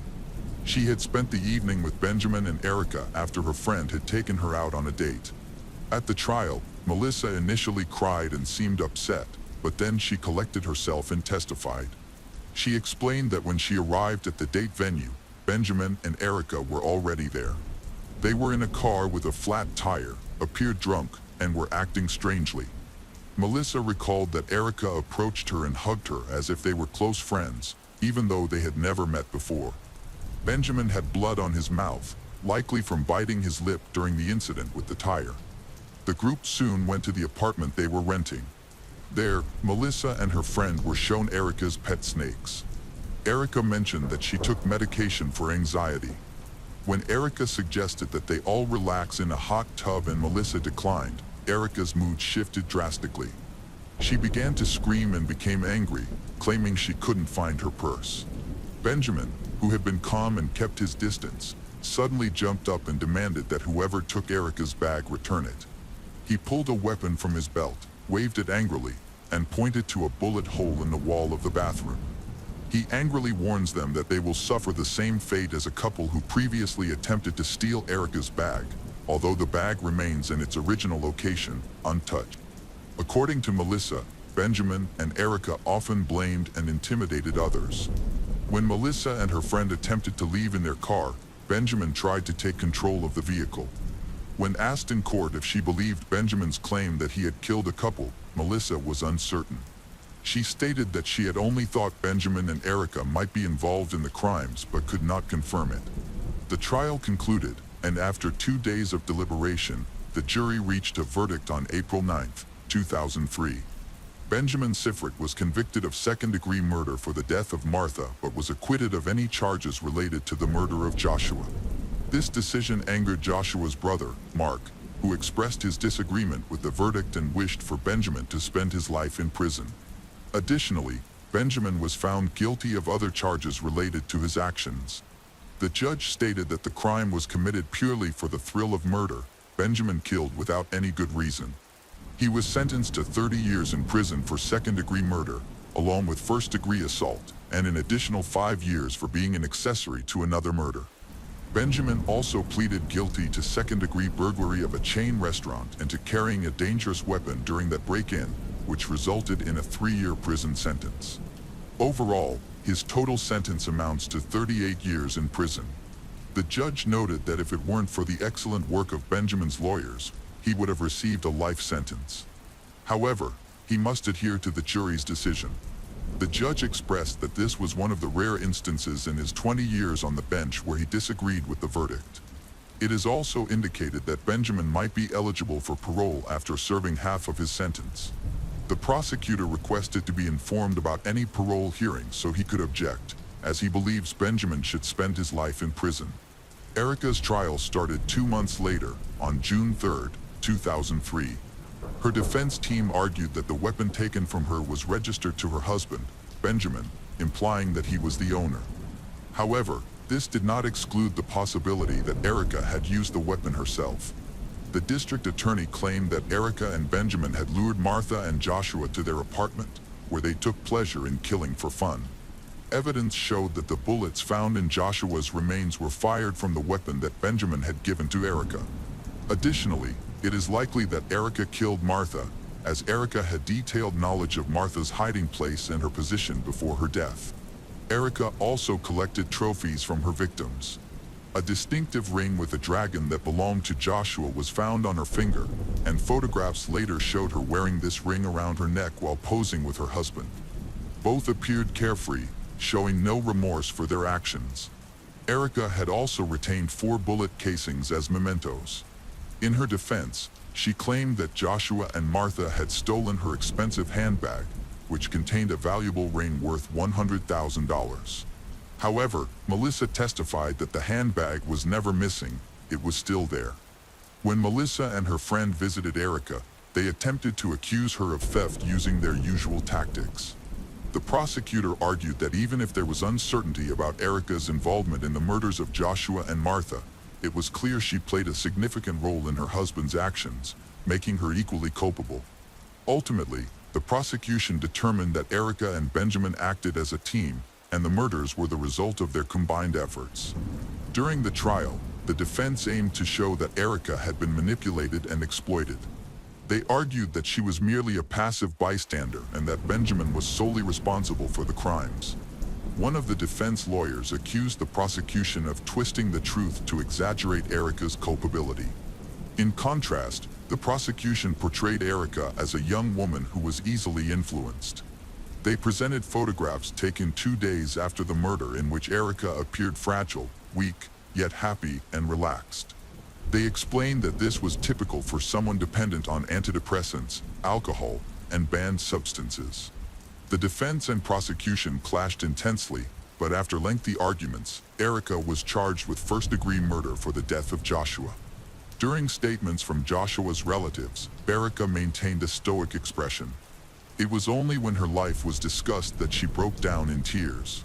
She attempted to apologize, stating that she deserved everything that was said to her, even the harsh words from her relatives, and added that she didn't deserve to be there asking for their forgiveness.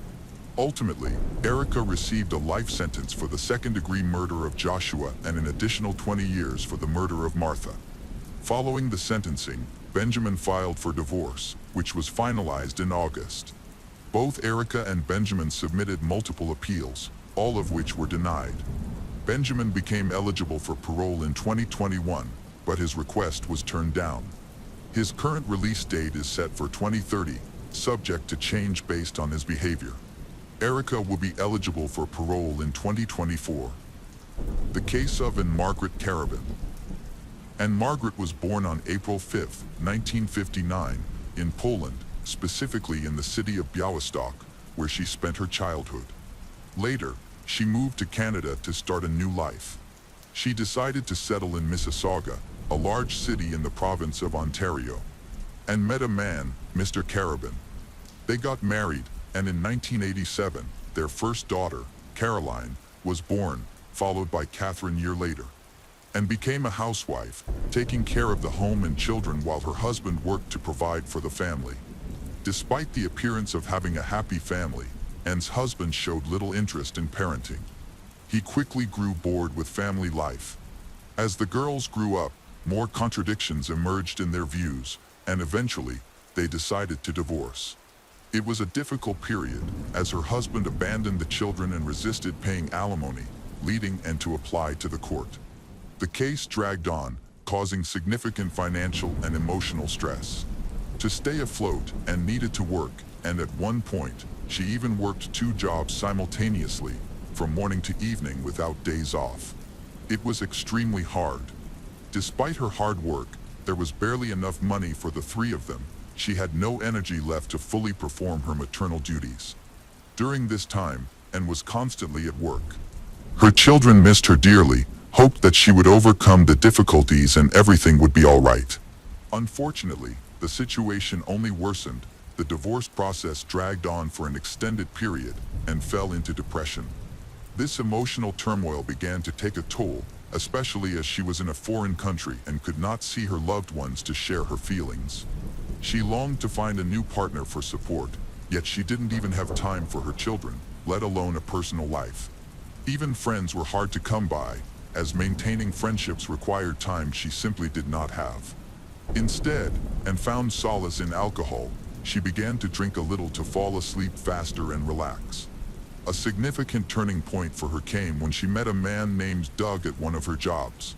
They started dating, and gradually, she introduced him to her daughters. Doug seemed like a suitable partner for the future, so they decided to get married. At first, everything went well, and Anne believed she had finally found happiness, thinking their life would return to normal. In the first year of marriage, Anne gave birth to a son, Robert. However, from then on, the relationship became increasingly tense. Doug exhibited bad character traits, such as aggression, intemperance. He constantly drank, lost his temper, and behaved unpredictably. His actions escalated to the point where Caroline and Catherine had to intervene to protect their mother from beatings. The worst part was that Doug targeted not only Anne but also the girls, and continued to seek solace in alcohol, consuming more over time. Soon, she became dependent on it. When intoxicated, she was not aggressive but would simply fall asleep. Doug took advantage of the situation, and according to her daughters, he repeatedly abused them. This continued for quite a while before Anne discovered what was happening. When she finally confronted Doug about it, he attacked her and threatened her. Initially, she was at a loss about what to do. Despite her children's complaints, she was terrified of leaving her husband, plunging back into poverty, loneliness, and depression. Caroline took matters into her own hands, trying desperately to achieve justice and stop the violence. Unfortunately, no one listened to her or took any action. The Supreme Court could not overlook Doug's behavior forever, especially as he became increasingly cruel. Finally, in 2001, Doug was jailed for domestic violence, with additional charges added for drunk driving. However, his abuse accusations went unaddressed, leaving the girls feeling that justice had not been served. Any further complaints were simply ignored by the authorities. Caroline and Catherine felt relief that Doug, the dangerous man, was isolated and no longer posed a threat to them. Nevertheless, it was also the beginning of a new life for Anne, who was left alone with her 3 children. At this time, her daughters held high hopes that their mother could pull herself together, quit drinking, and improve their lives. However, the family dynamic suffered as they were all traumatized, and began to drink even more than before, significantly worsening the situation. She could no longer control her addiction, spending all the money she earned from several jobs on alcohol. Caroline and Catherine understood that their mother needed help but felt powerless to assist her. By that time, they had become teenagers, could partially care for themselves and their younger brother. This allowed them a bit of independence, but they still felt a significant lack of their mother's attention. As they grew up, conflicts increased, and disagreements became common. The atmosphere in the house turned tense. With constant arguments, the situation deteriorated further when both schoolgirls experimented with alcohol and marijuana. They spoke very badly of their mother, and as they entered a difficult adolescence, the sisters began to skip school. The situation at home is escalating. Those around them noticed the decline in their standard of living. Caroline and Catherine looked at their peers, realized that their friends had nice houses, beautiful clothes, delicious food, and loving parents, all of which they lacked. Even an evening dinner with their mother did not resemble family get-togethers. Family members had become very distant from each other. Some acquaintances supported the sisters, fed them, and gave them various things, but all of this was not enough for the teenage girls to feel normal. At the same time, they were very smart, energetic, and active. Teachers described their intelligence as above average. They succeeded in education and were expected to find decent jobs in the future. However, at that moment, they dreamed of becoming popular, wearing fashionable clothes like other girls who had no issues with their parents. Yet, there was something alarming in the behavior of these children. Some teachers noticed that Caroline and Catherine had a real talent for manipulating people. They easily achieved what they needed from others, and if they did something wrong, they often got away with it. Later, they dropped out of school altogether. As they grew, their dissatisfaction with their mother only grew, and soon real hatred for her awakened. They openly declared that she was a worthless mother who only thought of herself and her alcohol. Caroline and Catherine's turned to relatives, their father, and others for help, but no one did anything to assist them. Their negativity toward their mother only intensified. By 2002, they could no longer watch how she was ruining herself and them. In their minds, they began to mature a frightening plan. At that time, Caroline was 15 years old and Catherine was 14, but this did not stop them from developing a plan for a bloody massacre. They wanted to help their mother, but in a very distorted way. Their main goal was to save her from suffering. They wanted to do this in such a way as to gain popularity while also remaining winners. Caroline and Catherine knew that a life insurance policy for $200,000 had been issued for their mother. The mother had taken it out as soon as she had the opportunity at work, in case something happened to her. In this way, she insured and provided for her children. But Caroline and Catherine did not want to wait. They decided it was time to start an independent life. The sisters understood that they would not receive money if it were proven that their mother died at their hands, so the plan had to be carefully worked out. Thus, a school project called How to Kill a Mother was created. Initially, even they themselves perceived it as a joke. They shared it with their classmates and hoped to attract enthusiasts who would help find the best way to carry out the crime. They showed interest and constantly discussed various details of the murder so that they could execute it without getting caught. They began communicating with other teenagers and openly discussing everything in a specially created group. Their friends chose options, considering a gun or a knife. However, both sisters did not want blood and suffering for their victim, so they concluded that the most painless, simple way to kill their mother was by drowning. For some reason, they believed this was the easiest method with which they could quickly and easily cope, especially leave no traces. Naturally, all of this was actively discussed on social media, and many young people were involved in developing a plan for a murder without even realizing they were discussing a real crime. Nevertheless, everything quickly turned into serious crime planning. Caroline and Catherine began discussing it with classmates in the hope of understanding what difficulties awaited them and how to divert police suspicions from themselves, avoid punishment. They talked about other issues, particularly how to guarantee money from the insurance policy. The sisters planned to collect $200,000 from their mother's life insurance and actively discussed with classmates what they wanted to buy with this money. Caroline and Catherine envisioned buying a new cozy house and cultivating a plantation of marijuana there. With the first harvest and sale of substances, they planned to travel with friends to Europe, particularly Amsterdam. Ultimately, the sisters paid a lot of attention to their plot, which seemed meticulously thought out to the smallest detail. Finally, on the evening of January 11, 2003, Caroline and Catherine decided to kill their mother. However, disagreements arose with their group of like-minded peers, as a party among teenagers was planned for the same day, and everyone feared that the murder could cancel the festivities.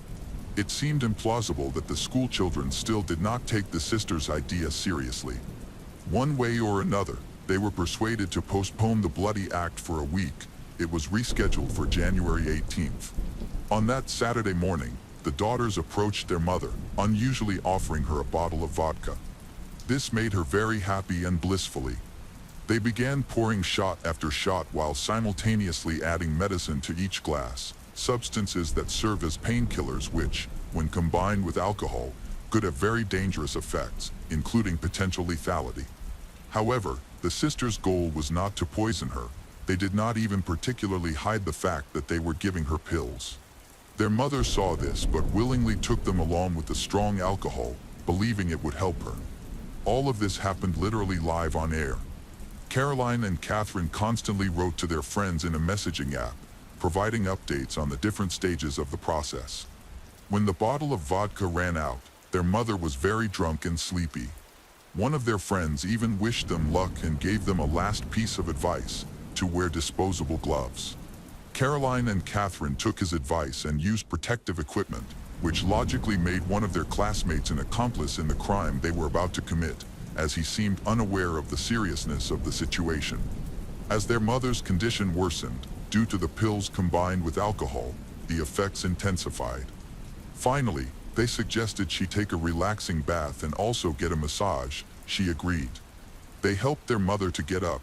She could barely stand on her feet, so it took them about half an hour to get to the bathroom. They then helped her undress. Caroline and Catherine suggested that their mother needed a back massage, asked her to lie on her stomach. Obviously, in her state, and could not think rationally, so she complied with this absurd demand. At this point, the eldest daughter began to drown her. She tried to resist but lacked the strength to fight back. She pushed her hands against the bottom of the bathtub with all her might, and could not rise to breathe. The sisters believed that in order for she to drown, it was necessary to keep her submerged for 4 minutes. Catherine stood nearby, periodically counting down to support her sister. Naturally, when Caroline finally let go of their mother, and showed no signs of life, Caroline and Catherine was elated that their plan had worked. They even screamed with joy. Afterward, they informed their group that the project had succeeded. Now they had to cover their tracks and divert suspicion from themselves. This had also been carefully planned. They arranged to meet friends at a restaurant, leaving their mother's body in the bathroom, and went to Odnoklassniki. Their first toast was specifically for the successful murder of their mother. Caroline and Catherine spent several hours there before returning home. A few minutes after they arrived, an emergency call came in from distraught people claiming they had found their mother's body in the bathtub. The ambulance attempted to resuscitate her, but of course, it was too late, as she had already been in the water for several hours. Caroline and Catherine crying constantly and appearing inconsolable. Interestingly, to play out this tragic comedy, one of them had even trained with someone from Odnoklassniki who was involved in a theater club. The scene was prepared and executed very carefully. From the outside, it seemed that the drunk mother had simply fallen asleep in the bathtub and drowned, making it look like an accident. However, the experience of the police suggested otherwise. Detectives rarely deal with drownings, most often it's small children who die when left unattended, so it appeared strange for an adult woman, especially one in a state of strong intoxication, to get into the bathtub unaided. How could she even manage to undress, climb in without falling and hurting herself? Everything seemed illogical. Nevertheless, the sisters had planned everything well, even leaving a glass from which their mother had drunk in the bathroom to reinforce the police's suspicion of an accident. They managed to eliminate any traces of a struggle. Of course, no one had entered the house, which meant there were no strangers present. Naturally, given their age and the fact that they were upset teenage girls, no one expected that they were capable of drowning their own mother.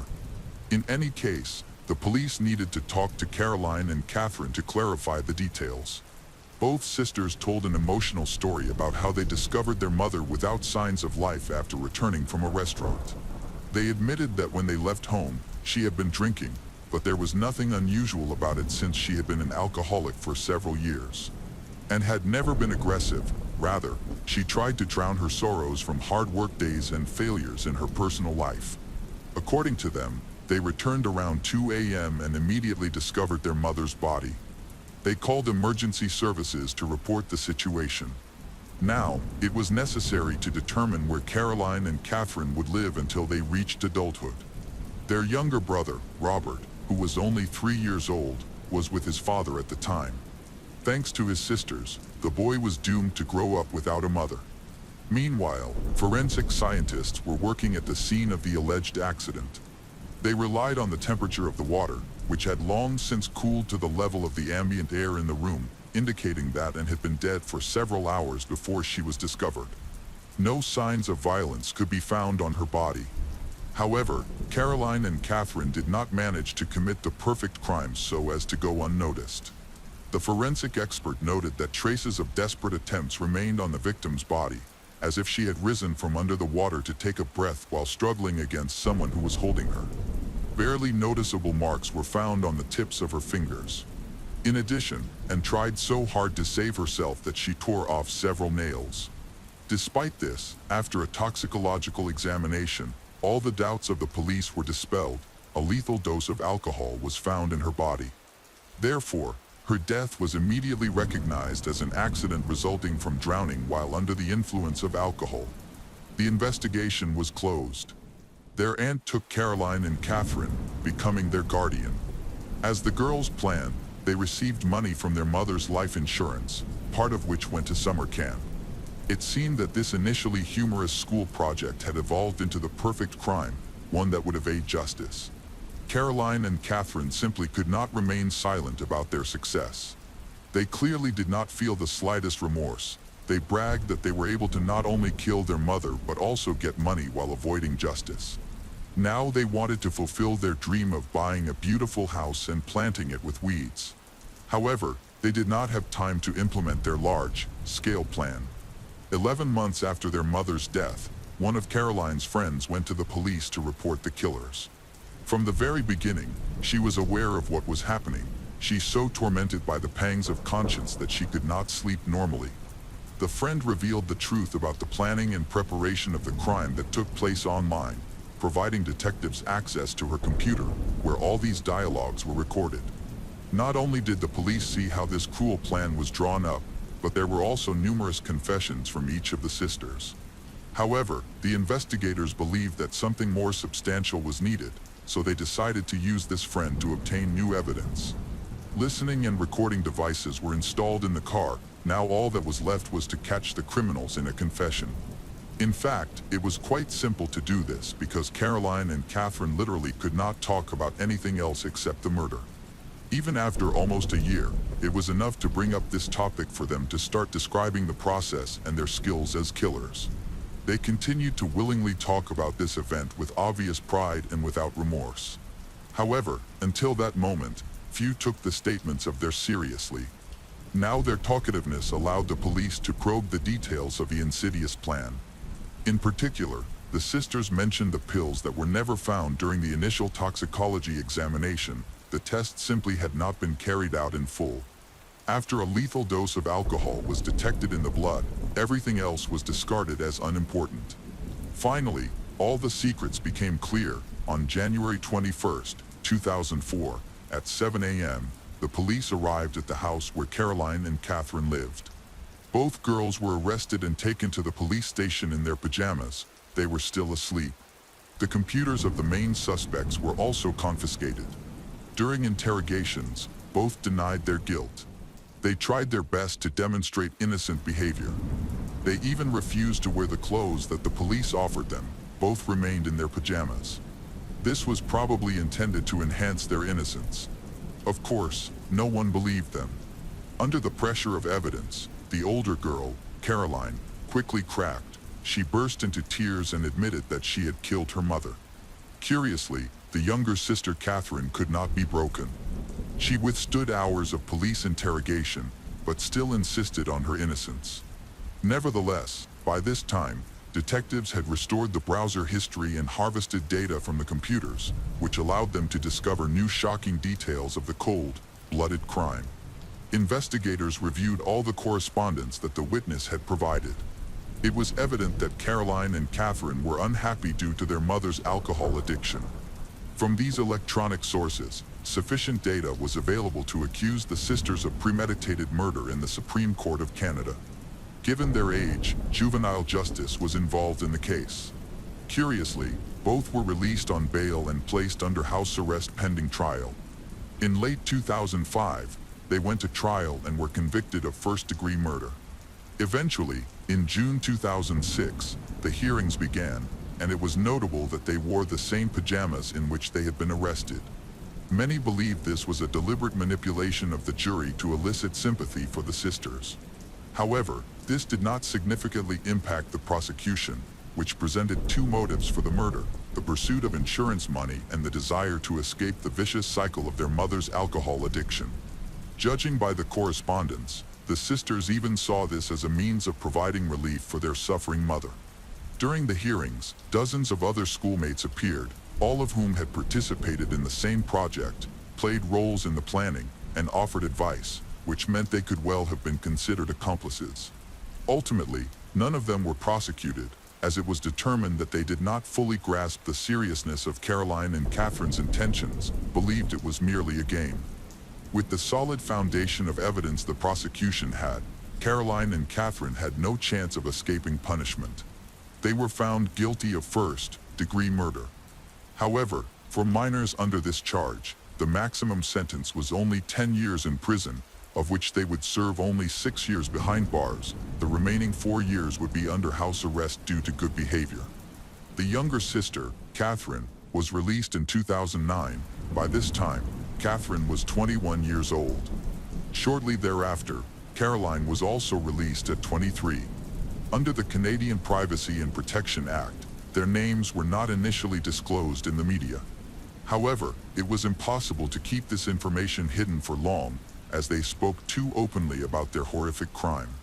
The defense did not succeed, and their identities were revealed. Nonetheless, this did not prevent them from starting a new life.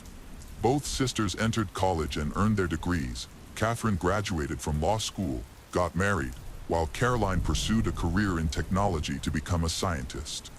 Later, she became a single mother and fully understood the difficulties her own mother had struggled with in the past.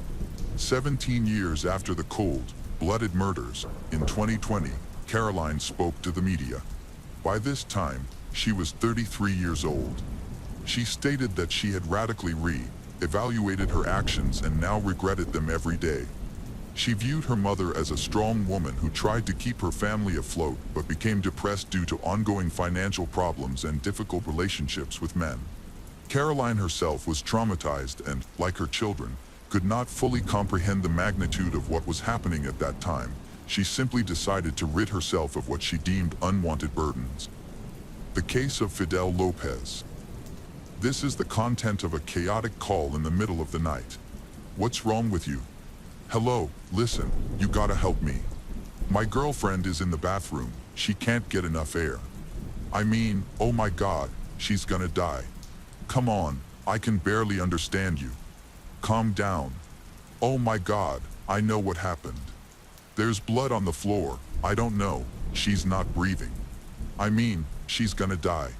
Come on, what's the address? I don't know, I was just smoking my cigarette. Man, I'm just smoking my cigarette, and then this happened. Damn it, Maria. Come on, please, I need you to tell me an address so we can assist you. Sir, I need an address so we can help you. In the early hours of Sunday morning, Fidel Lopez, 24, lit a cigarette inside his new apartment. Just behind the broken sliding glass door lay his 31-year-old girlfriend, Maria Lizette Namath, in a pool of her own blood, either dead or dying. He finished his cigarette and gathered the courage to call 911. The operator, understanding the situation and the address, quickly dispatched officers. The call was recorded at 3:39 a.m. on Sunday, September 20th, 2015.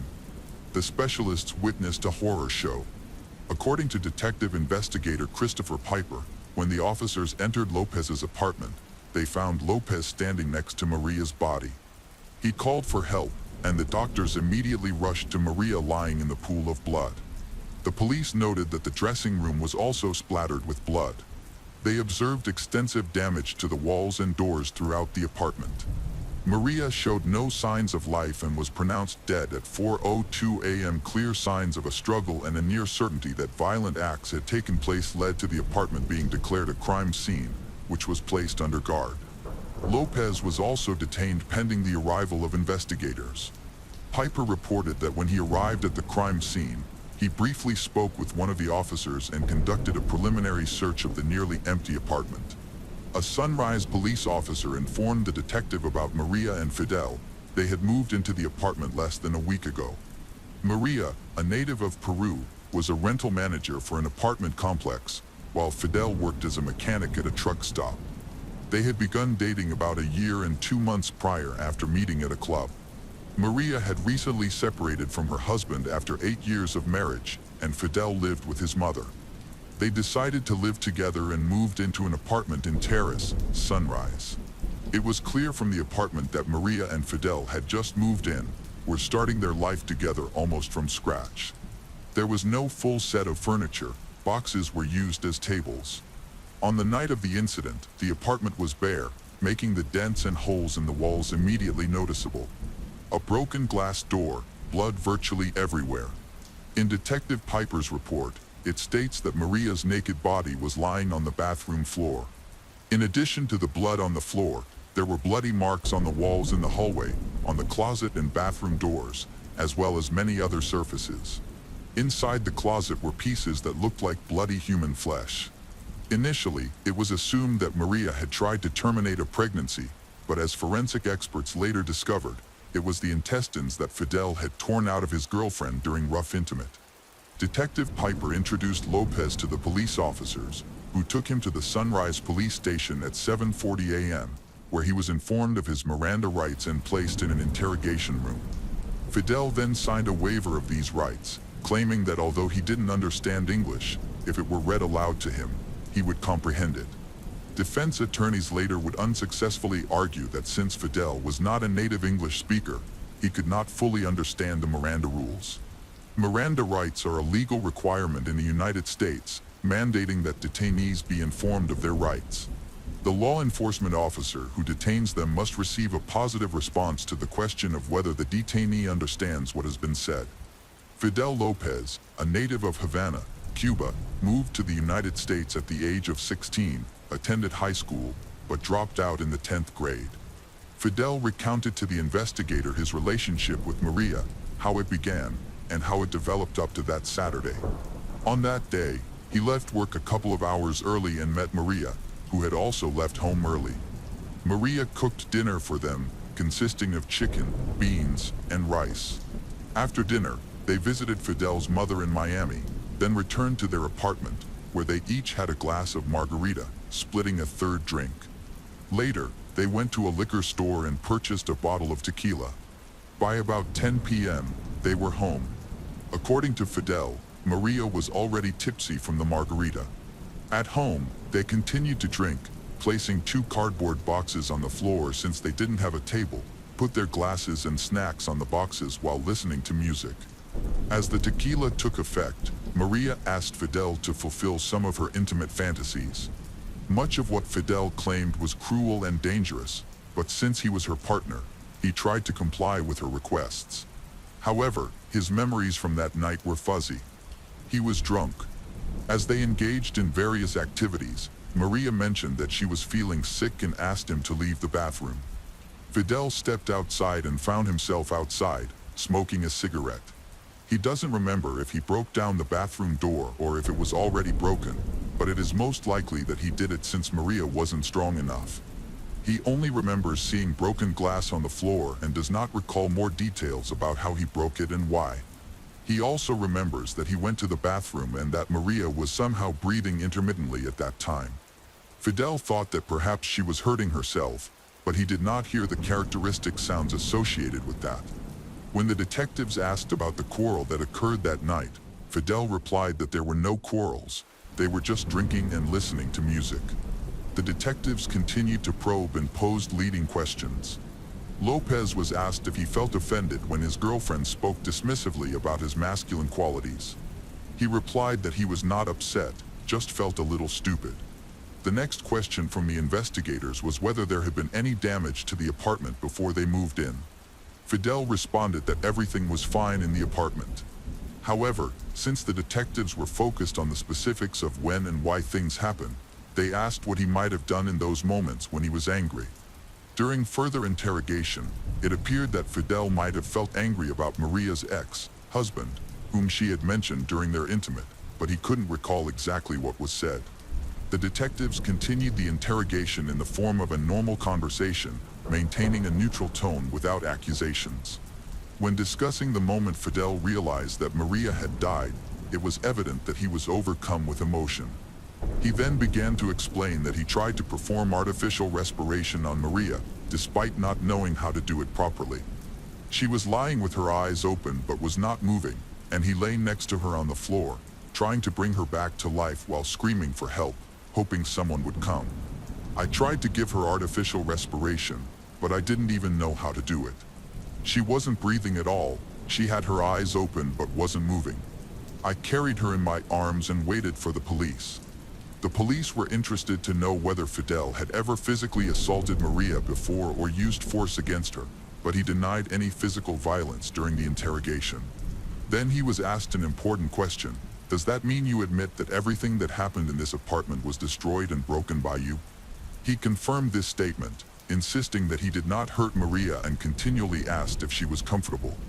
Even when he noticed that she was bleeding, she said that she was not in pain. The officers informed Fidel that Maria had been examined by a forensic expert who indicated that her injuries were very serious, involving internal bleeding, damage to internal organs, and multiple ruptures. When the police suggested that a brutal abuse had occurred, Fidel began to deny everything. He insisted he had done everything Maria asked him to do. They explained to him that Maria had serious internal injuries and that the pain she was experiencing would have been unbearable. Fidel, however, maintained that he had acted with her consent. The detectives attempted to persuade him that someone who truly loves another person could never cause such harm. They stated Maria was seriously injured. They began to reproach him for failing to show her due attention. There's blood everywhere. Fidel appeared confused and was then told he needed to confess to what happened, particularly since the police had learned much more than what he had disclosed. They argued that if he loved Maria, she deserved an honest conclusion to this story. Fidel again agreed with these conclusions. Fidel loved this girl, of course. He wouldn't have done anything to hurt her, but he did. After a moment of silence, Fidel began to speak rapidly and interrupted himself. He revealed that Maria had mentioned wanting to go to Peru to visit her mother and would be gone for a while, which meant Fidel could not use her car to travel to and from work. This prompted an argument, though he could not recall how they ended up in the closet. They made up, had intimate, and at one point Maria called out the name of her ex-husband.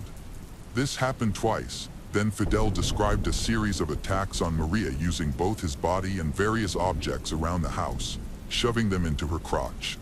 After his rage, Lopez returned to the closet where his girlfriend lay unconscious and continued to insert various foreign objects into her vagina and anus, including a beer bottle, a hair straightener, both fists, and his arm up to his elbow. Fidel also admitted to pulling internal tissue out of Namath's body while she was unconscious. He then took her naked body into the bathroom and attempted to revive her by splashing water in her face, but she did not wake up. He then washed the blood off his hands and went to the porch outside their apartment to smoke a cigarette. When Lopez returned inside to try to clean up the crime scene and conceal Namath's dislodged intestines, he realized she was no longer breathing. He began running around the rooms, smashing and breaking everything in sight. Afterward, he stopped to exhale, have a smoke, took off the clothes he was wearing, washed himself, put on fresh clothing without getting dirty, and called 911. Fidel confessed to the detectives that he committed the crime because, during their intimacy, at the height of pleasure, Maria shouted out another name. He expressed regret for what he did, saying he didn't want to kill her, but he knew he killed her. He took her life. He won't even be able to see her again. While the interrogation was ongoing, experts were collecting evidence at the crime scene and examining Maria's mutilated body. Police officers interviewed neighbors, many of whom noted hearing screams and sounds of conflict. Fidel Lopez was arrested and charged with murdering his girlfriend, Maria Namath. A long, dreadful night dragged on until midday before Fidel was shackled and transferred to the Aburrá County Jail, a man with no criminal record other than a 2014 arrest for intoxicated hooliganism. He was jailed in a cell recognized as a murderer, a monster who deserved to be caged. Perhaps it was the alcohol that drove him to madness. Perhaps jealousy turned him into someone he never imagined he could become. In the early stages of the trial, Fidel's lawyers attempted to challenge his entire interrogation and confession, arguing that his limited knowledge of English meant he could not understand his Miranda rights or request the presence of a lawyer from the moment of his arrest, as well as his right not to answer certain questions at his discretion. However, the judge ruled that there was sufficient evidence on the video recording showing that Fidel not only had a functional command of English but also fully understood what he was being asked. On July 14, 2017, after a lengthy stay in the Broward County Jail, Fidel agreed to a plea deal. On August 3, 2017, Fidel Lopez accepted charges of first-degree murder, abuse, assault, and was sentenced to life in prison. The terms of the plea deal prohibit him from appealing the sentence and ensure that he will never be eligible for parole. The peace of the families of Fidel Lopez and Maria Namath was shattered that fateful night. No one can undo the monstrous events that occurred. The case of Jessica Stasinowski and Valerie Parashumti. Stacey Mitchell was born in Dorset, England, into a loving and close-knit family. She had an older brother and two younger sisters. At the age of 10, her family relocated from the UK to Australia. Stacey was a cheerful and friendly girl. Her father lovingly referred to her as the soul of the house because of her ability to connect with everyone. She never held grudges and always looked for ways to help her family or learn something new. She enjoyed meeting new people, was very sociable, and had a kind heart. As a teenager, Stacey became friends with two older girls she met through a mutual friend. Jessica Stasinowski was 19, and Valerie Parashumti was 21. Stacey was drawn to them because they were different from her other friends. Valerie, in particular, was fascinated by the vampire subculture and claimed to have been drinking blood since the age of 10, starting with her own and later that of others. As Stacey grew older, she began to argue more frequently with her parents. She became less interested in playing with her younger sisters and, after disagreements with her parents, would spend long periods upset, isolating herself in her room and feeling misunderstood. On December 7, 2006, Stacey turned 16 and decided to run away from home. It is common for police officers to reassure parents in such situations by saying that their children are growing up and need time with their friends, that they will return home eventually, and that there is no need to panic or take drastic actions. Stacey's parents loved her deeply and were worried, but they decided not to respond harshly. To preserve their relationship with their daughter, they chose to wait and let her stay at a friend's house for a while before involving the authorities. However, after 6 days, they reported her missing to the police on December 13, 2006.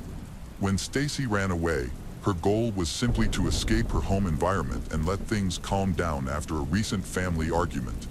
However, she wasn't sure where to go, as most of her friends still lived with their parents, and staying with them for days without raising questions wasn't feasible.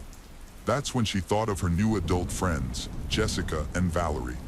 Both women were older than Stacey and lived in a rented house in the suburbs with a man named David Ross John Haynes. The house was spacious and had an empty bedroom. When Stacey arrived, they offered her the spare room for just $20 per week. Stacey was thrilled because this arrangement seemed to solve her immediate problem. She moved into the empty bedroom on December 14th. She appreciated the newfound freedom, no rules, no arguments, and no one monitoring her actions. Her friends, Jessica and Valerie, who were older, could also help her get alcohol if she wanted. To Stacey, this setup seemed ideal. However, officially, she was still reported missing, and her family was desperately searching for her. Despite any past disagreements, her parents deeply loved her, cared about her well-being, and wanted what was best for her. After several days of searching, Stacey's family was able to contact her on December 17th, 10 days after she had run away. During a phone conversation, Stacey revealed where she was staying. Hoping to repair their relationship without causing further tension, her parents decided not to force her to return home immediately. Instead, they wanted to rebuild trust and avoid pressuring or frightening her. Stacey promised them she would come home the following day. The plan was for her to spend one final night with her friends and then return home. Her parents even arranged to meet her at the train station. The next day, Stacey's parents arrived at the station, eager to reunite with their daughter. However, Stacey was nowhere to be found. They wondered if she had changed her mind, lost trust in them, or simply decided not to return.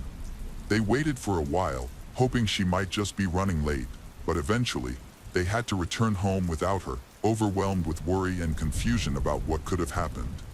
When Stacy failed to show up, her parents reported the matter to the police, providing the address she had given along with the names of the people she had mentioned. It was then officially reported that Stacy had gone missing again. Just a few days later, Stacy's parents' worst fears came true. On December 21st, Stacy's remains were discovered, confirming the tragic outcome. While some reports stated that only a severed leg had been found, others claimed her entire body was recovered. In reality, her corpse was found inside a large plastic wheelie bin behind the house. The tragedy hit even harder when Stacy's family and friends learned the horrific details surrounding her murder. It was revealed that Stacy's new friends, Jessica and Valerie, became irritated with her shortly after she arrived at their house. Stacy's cheerful demeanor, her expectation that they, as older friends, should support her, and her carefree behavior quickly wore on them. Tensions escalated as Jessica and Valerie began arguing, blaming each other for allowing Stacy to stay.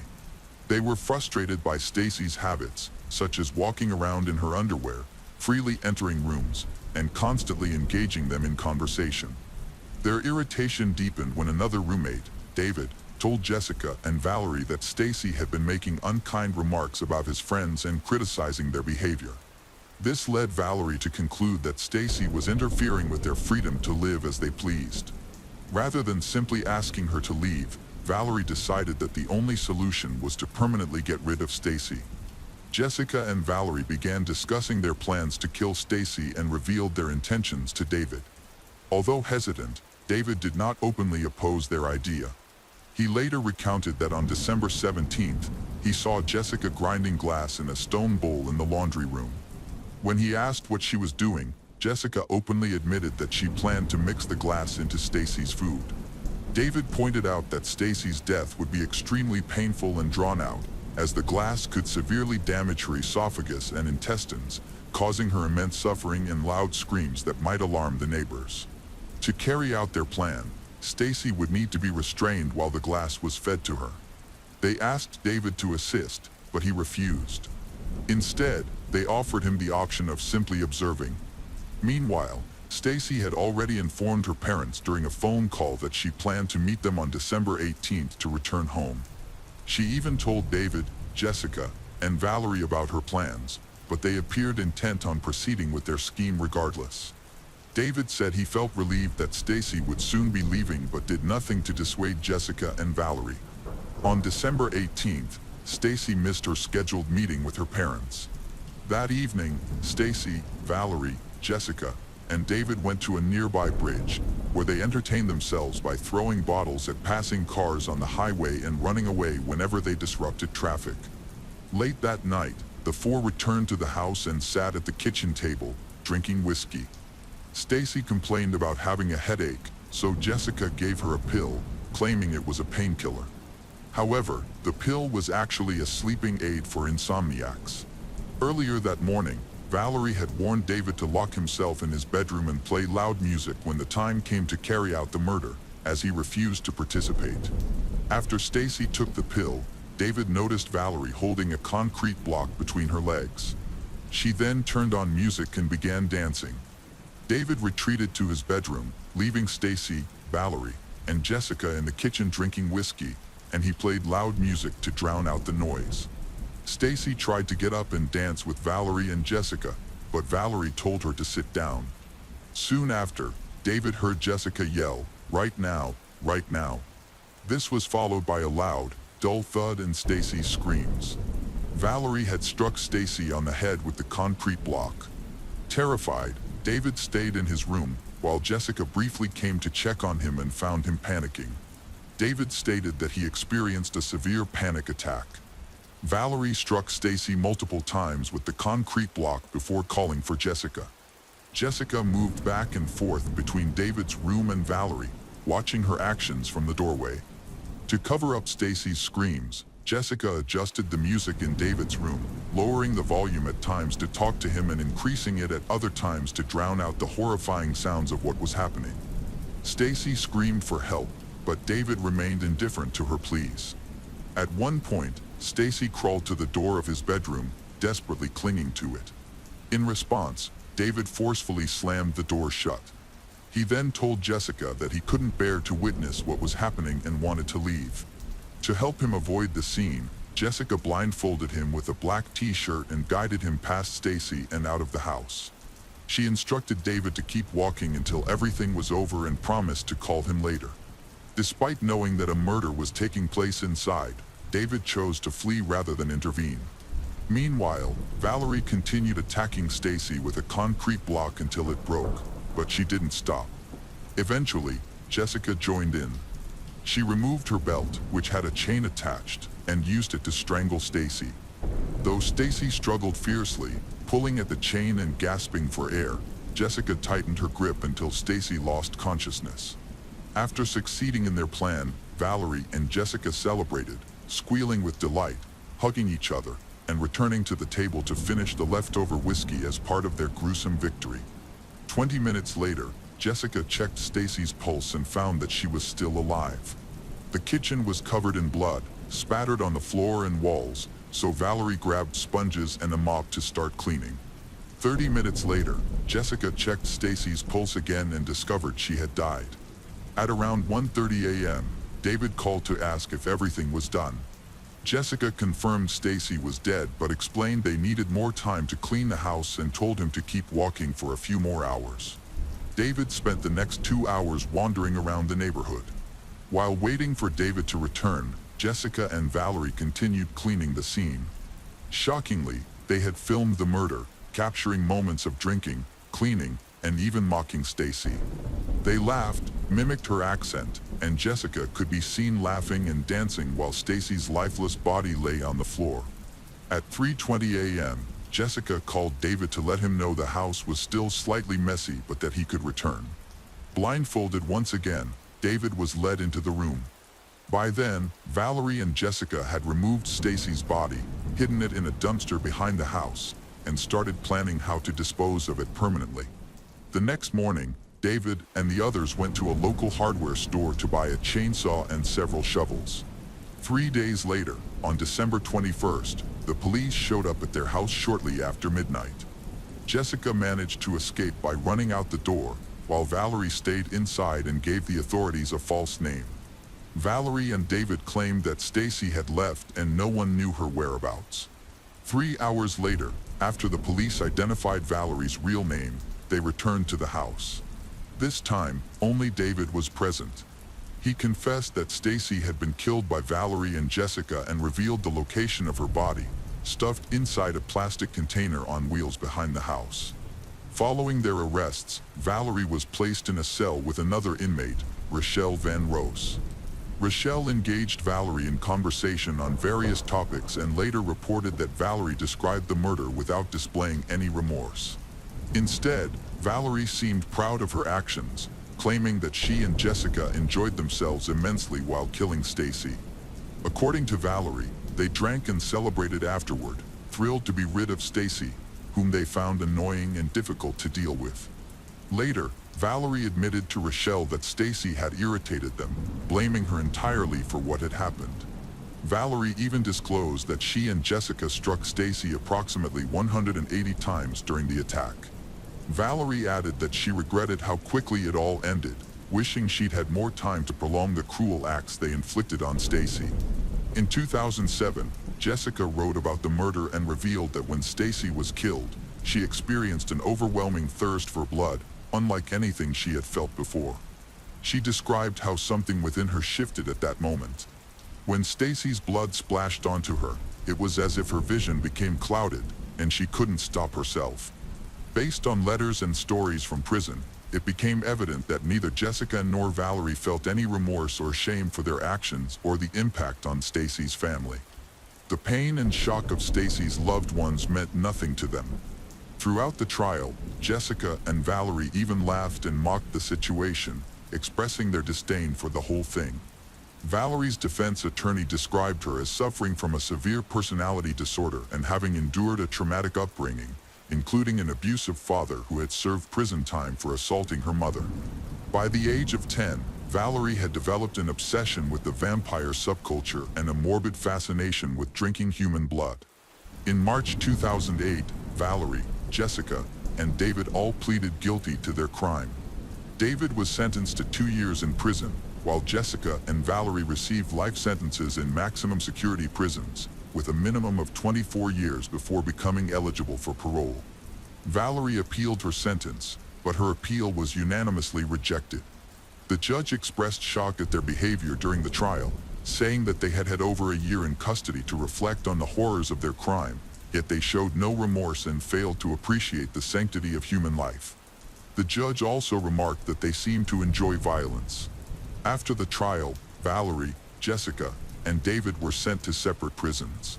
Initially, they attempted to stay connected by exchanging letters through a fellow inmate, Catherine Burney, but their communication gradually dwindled. In 2009, Valerie was involved in a prison fight, injuring 3 officers who tried to intervene. In 2013, she made an unsuccessful attempt to escape, failing even to leave the premises. Jessica, meanwhile, had 20 minor offenses cleared in 2014 after authorities deemed them insignificant compared to the severity of the crime that led to her imprisonment. The cleared charges included 18 counts of riding public transportation without a ticket, 1 count of drinking in a vehicle, and 1 count of smoking in a prohibited area, offenses that the court categorized as trivial. Stacy's family continues to mourn her tragic loss, grappling with a profound sense of guilt for not being able to protect her. Years after Stacy's passing, her father shared with journalists the enduring pain of losing his daughter. He said that they thought about it every day and wondered if something could have been done differently. He expressed sorrow, saying that Stacy could have had a child by then, and he often imagined what that child might have looked like. He added that it was heartbreaking knowing they would never see her again. Stacy's older brother, who was just 2 years her senior, eventually moved back to Britain following her death. He explained that staying in the place where his sister's life ended was unbearable, calling her death utterly senseless. He reflected on the deep pain of realizing that Stacy had been close to returning to her family, only to now confront the devastating reality that she was gone forever. The haunting story of 2 individuals who took pleasure in ending a young girl's life remains difficult to comprehend. After a quarrel with her parents, Stacy sought solace in her older friends, who offered no support but instead dismissed her, saying she irritated them. One of these individuals, David, was described as timid and prone to panic attacks. At the time of the murder, he allegedly wandered aimlessly around the neighborhood instead of intervening to stop the crime. He had the opportunity, plenty of time, to call the police, a single act that might have saved Stacy's life. Many feel that David's punishment does not adequately reflect his role in the tragedy. What do you think? Share your thoughts in the comments. The case of Julie Jensen. Mark Jensen was a successful man, a husband and father from the quiet, cozy town of Pleasant Prairie, Wisconsin, USA, with a population of about 20,000 people. This typical suburb is safe, featuring many parks and walking trails.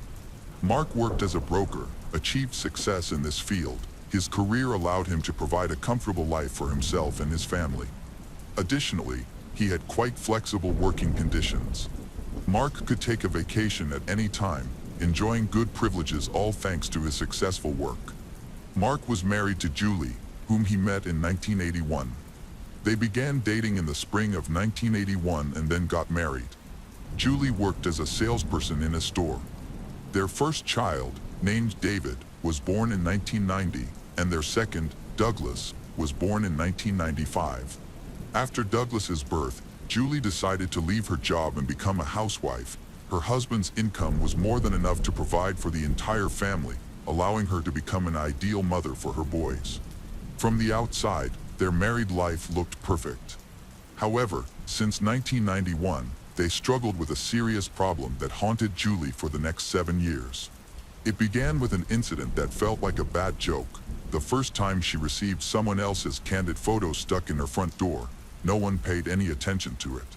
However, Similar incidents began to happen repeatedly, and later, emails with suspicious content appeared. Calls started coming to their home phone, but the unknown caller would simply remain silent and hang up after a few seconds. Checking the number was ineffective, as it could not be tracked. Julie tried to ignore the unpleasant episodes, sending the letters to spam and hanging up when the caller remained silent. But everything began to repeat itself in real life with frightening regularity, causing her anxiety and fear. It seemed that some unknown person was trying to intimidate her, penetrating deeper into her everyday life. Julie understood that the stalker was somewhere nearby. One day, she found that someone had moved all the garden furniture. Mark claimed that he had not done it. The most terrifying moment came when she walked out onto the porch one morning and saw a suspicious car parked across the road. As soon as she looked at it, the car took off and sped away. This experience frightened her and led her to develop paranoia. This behavior was repeated multiple times.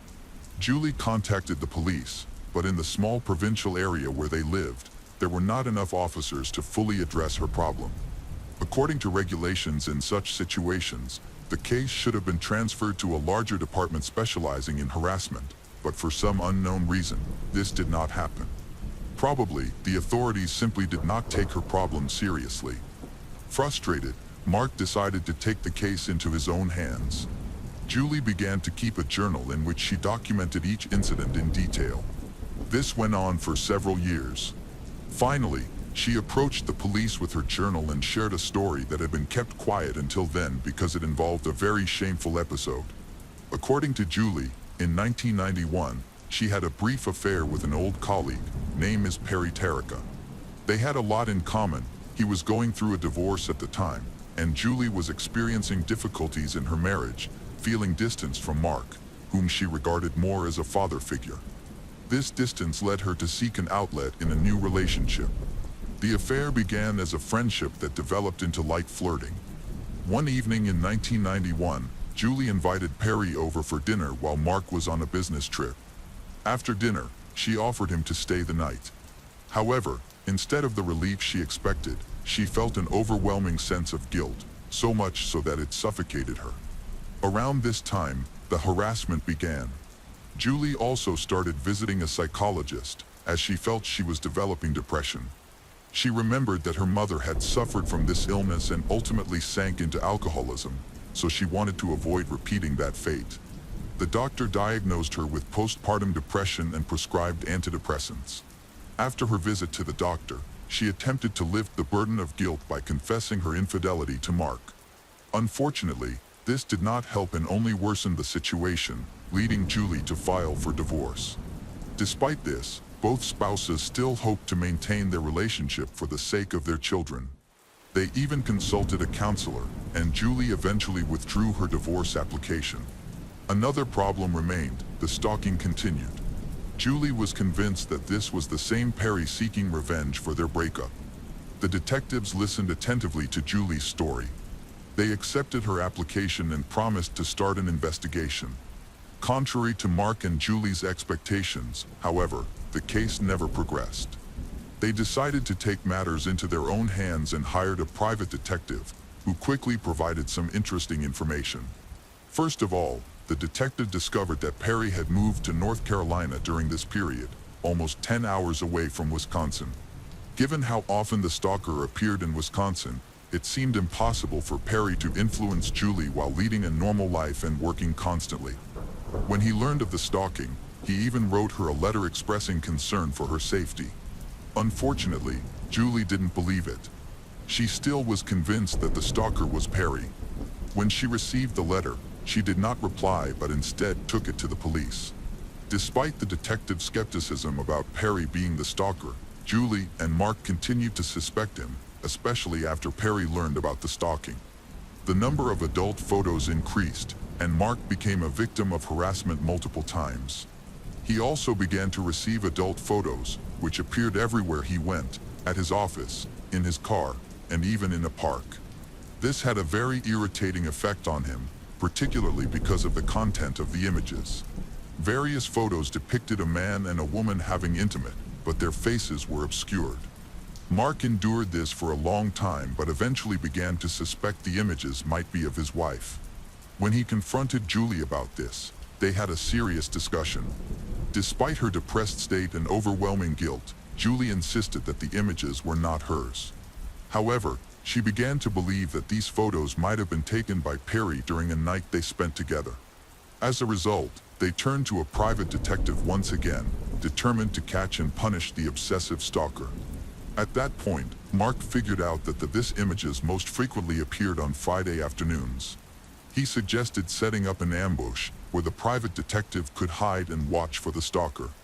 Unfortunately, the plan failed as the stalker did not show up, seemingly aware of their scheme.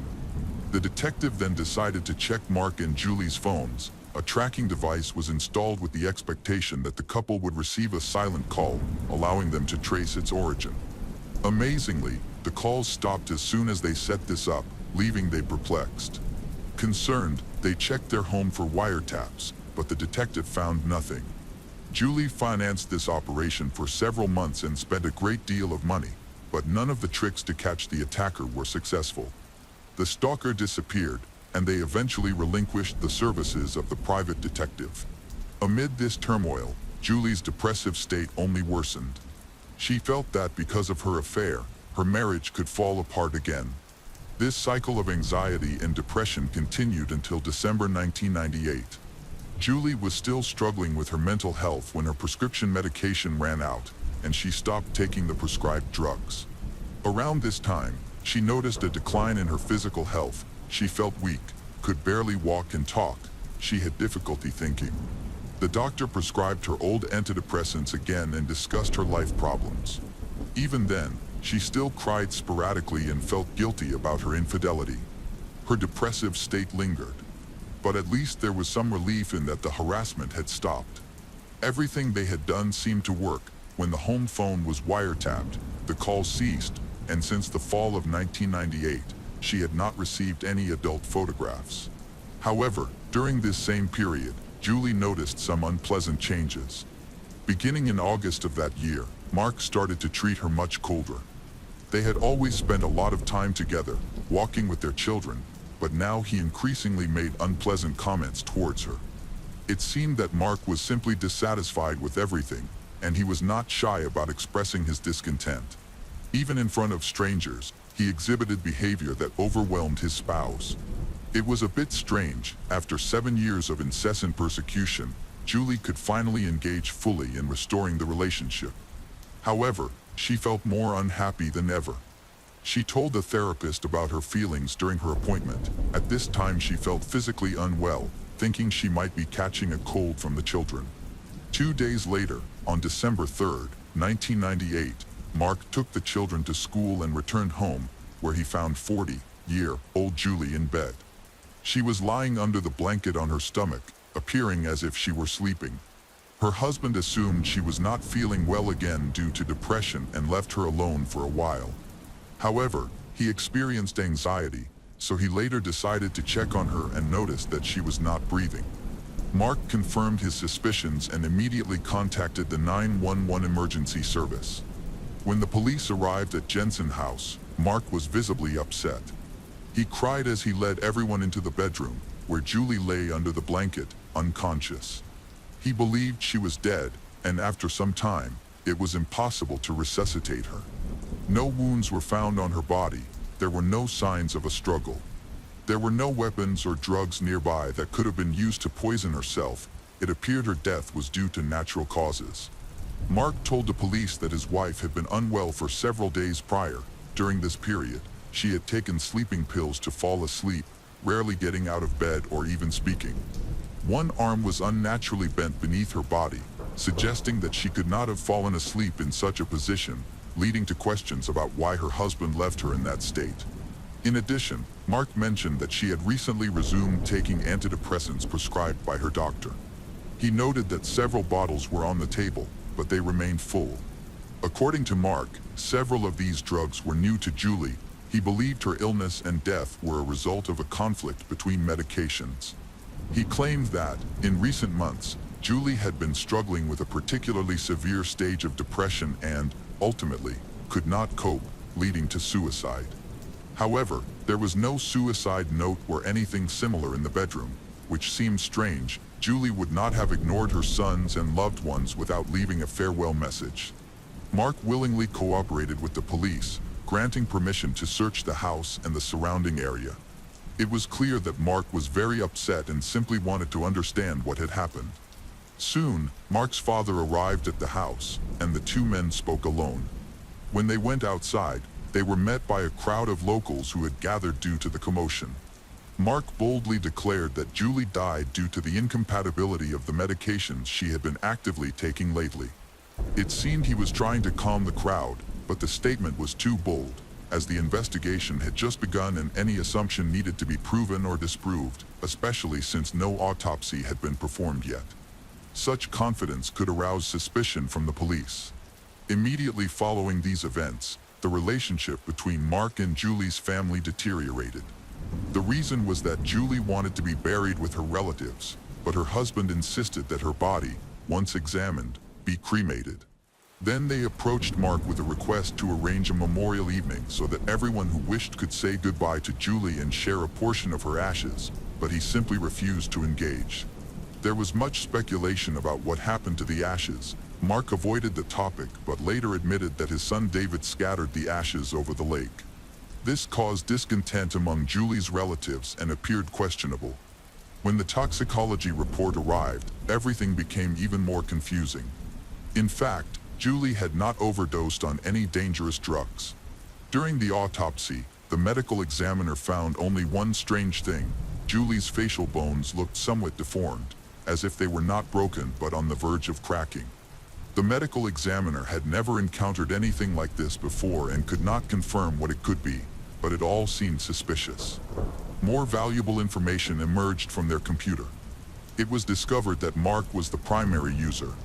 There were emails he had sent to one of his colleagues named Kelly Labonte. The letters turned out to be very personal, at times even intimate. Kelly was an assistant to management in the company, but in another city. It turned out that Mark had visited that city a couple of times for work from the middle of the summer, where he met Kelly. Kelly had just gotten married before meeting Mark, but that did not stop her from starting to date another man behind her spouse's back. Interestingly, the incident began in August, coinciding with the time Julie stopped receiving the adult photos, which was also when Mark seemed to be cold towards Julie. All this did not seem like a simple coincidence. In the browser history, there were more disturbing searches. Mark regularly made various requests concerning drugs and dangerous poisons, showing particular interest in antifreeze. The danger of antifreeze is that it is widely available, and even a relatively small dose can be fatal. Another problem is that it does not produce specific symptoms. It makes the person feel unwell, while they are actually being poisoned and gradually dying. Upon discovering the suspicious interest in Mark, a decision was made to test Julie's preserved blood sample for antifreeze. The detectives conducted a specialized analysis and were able to find small traces of the substance, but only traces. They considered this a very important finding. If Julie had wanted to voluntarily leave this life, she would have obviously consumed a larger quantity of antifreeze so that the result would indicate a 100% lethal dose, which would have killed her immediately. The fact that there were only small traces of antifreeze indicated that she may have been methodically poisoned over a long period.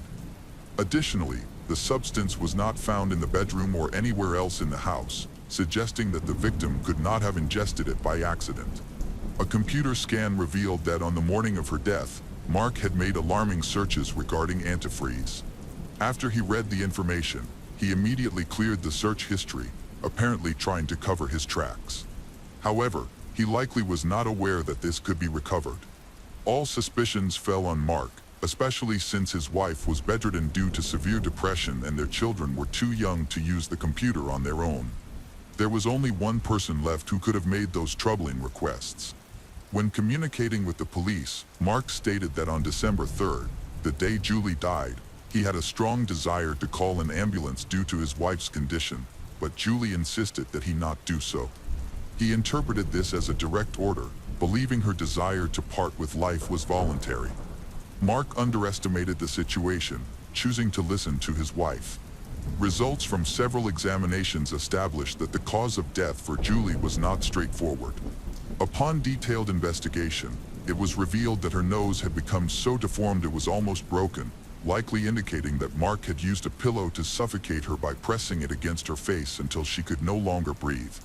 Unfortunately, there was no material evidence directly linking him to the murder. Everything remained as mere speculation supported by circumstantial evidence. Suddenly, a friend of Julie brought a letter to the police station that Julie had written and given to her a few days before her death. In this letter, Julie stated that if anything happened to her, her husband should be blamed. It served as a detailed account of their troubled marriage. She expressed regret for a short affair with a man named Perry and proudly stated that she did not become an alcoholic like her mother, despite Mark's attempts to influence her. Julie detailed the medication she was taking and emphasized that she would never take her own life, especially for her children, whom she loved more than anything in the world. Her friend mentioned that Julie had previously voiced her suspicion that her husband wanted to kill her, and she had suggested going to a women's shelter.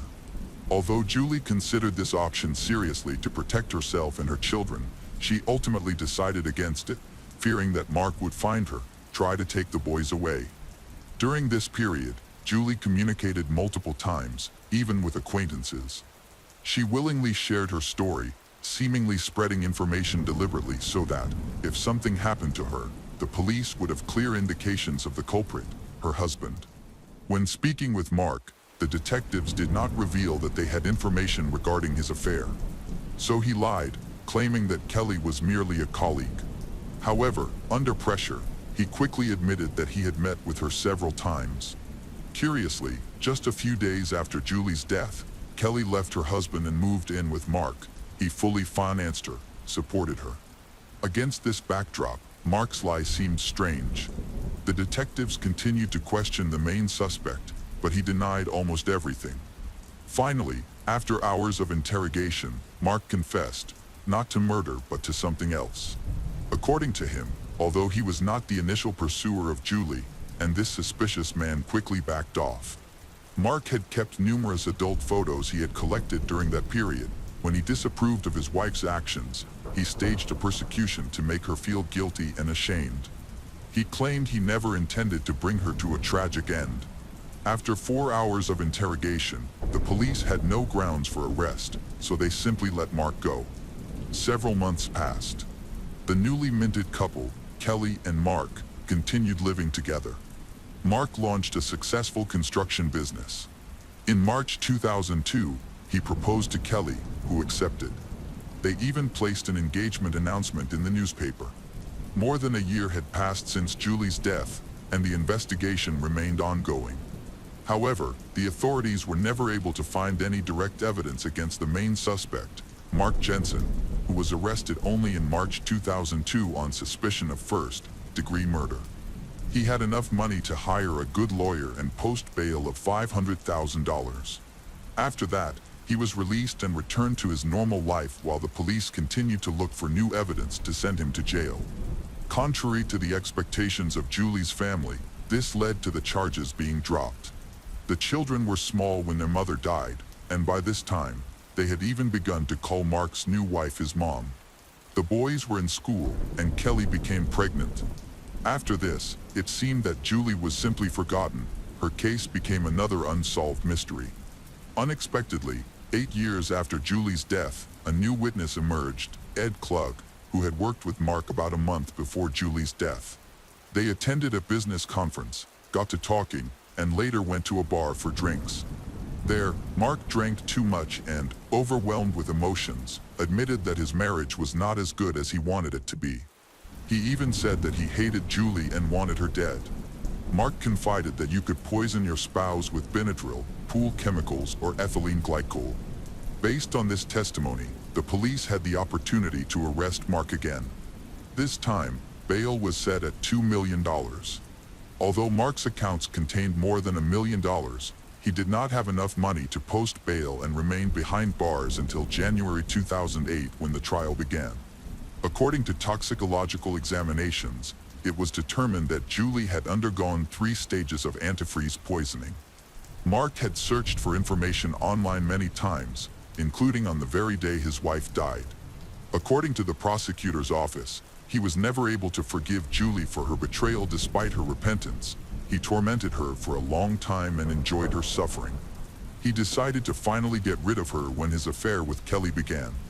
Mark's defense attorney insisted that Julie drank the antifreeze herself to voluntarily end her life, claiming that the note she wrote before her death was designed to frame him, whom she had hated for many years. The hearings lasted 7 weeks, after which the jury needed days to decide on the outcome of the trial. Mark Jensen was found guilty of first-degree murder. He burst into tears when sentenced to life in prison without the possibility of parole. His lawyer immediately began fighting for his freedom by filing appeals, which worked. A federal judge overturned the conviction and ordered his release from prison. Agreeing with the lawyer's argument that the prosecutor's use of his late wife's words violated his constitutional, as his wife could not testify due to her death. The last trial began in January 2023. The defense successfully ensured that the note given to the police by the victim's friend was not used as evidence of guilt, which was a significant blow to the prosecution, as much of their case was built around it. Mark clearly tried to justify himself in every way possible and even became a victim of fraud during this process. His cellmate offered to testify for $1,000. Mark confided in one of his cellmates about his troubled marriage. He admitted to initially giving his wife antifreeze and described how he ultimately forced her to drink it for the last time on December 3, 1998. He went to bed with his wife. Julie Jensen was suffocating. He just lay there and watched her suffer. He then calmly took the children to school but was outraged that Julie never died while he was away, so he took a pillow, turned her onto her back, which caused her hand to assume an unnatural position, pressed the pillow against her face, nearly breaking her facial bones. According to his cellmate, Mark had been poisoning his wife by administering antifreeze in small doses over time. Even Kelly testified against him at the retrial. She was no longer the wife of the killer, having divorced about a year after his arrest, but she raised his 3 children. Interestingly, it became clear who had been persecuting Julie all those years: her husband. He had found out about her betrayal from the beginning and wanted to torture her, relishing in her suffering. Investigators found a fake email with explicit photos of other people that Mark had sent to himself while changing the sender's name to create the impression that someone else had sent it. This sophisticated, long-term torture was calculated, and he even skillfully portrayed himself as a victim. On April 14, 2023, Mark was again sentenced to life imprisonment without the possibility of parole. He remains behind bars. The case of Megan Carr and Cherish DeSantis. In 1992, in the small town of Thomasville, Georgia, USA, best friends Megan Carr and Cherish DeSantis were studying together. Both were born in 1975, just 1 day apart. They considered it a real providence that determined they would be best friends since childhood. Both lived with their families in this quiet, calm town. They came from wealthy families. Megan's father owned a well drilling company that had been in the family since the 1940s. Megan's parents were divorced, so she lived with her mother, Shirley. Cherish's father, Peter, was involved in the tobacco industry and owned a tobacco business that had been running for 2 decades. Cherish and Megan met in elementary school, where they became very close friends and spent their free time together. They had a lot in common, and their families had similar income levels. At 16, Cherish was in a relationship with a boy. They had been close friends since elementary school and were part of a privileged group of teenagers who owned their own cars. This made them popular at school. Megan's mother raised her daughter alone and was a bit stricter. Megan was very creative, performing with her group in the school orchestra and choreographing productions. Overall, they were typical teenagers who loved to have fun, attend parties, and confide in each other. In spring, they looked forward to the upcoming holidays. The last day of classes was March 26, 1992. The teachers were preparing for spring break, which would last until April 6th. Since Thomasville was close to the Florida border, it was the perfect opportunity for teenagers to drive to the coast for sunbathing and swimming. On March 27, 1992, the girls planned to visit their favorite beach on the Alligator Point Peninsula on the Gulf Coast, a little known area that was always quiet and peaceful. They intended to leave around noon and return home later that evening. The previous Thursday, Megan and Cherish had spent the night at Cherish's boyfriend's place, Alex, preparing beach bags for the trip. On Friday morning, they left around 10 a.m. A few friends were supposed to join them, but at the last moment, they all declined, so the two friends set out alone.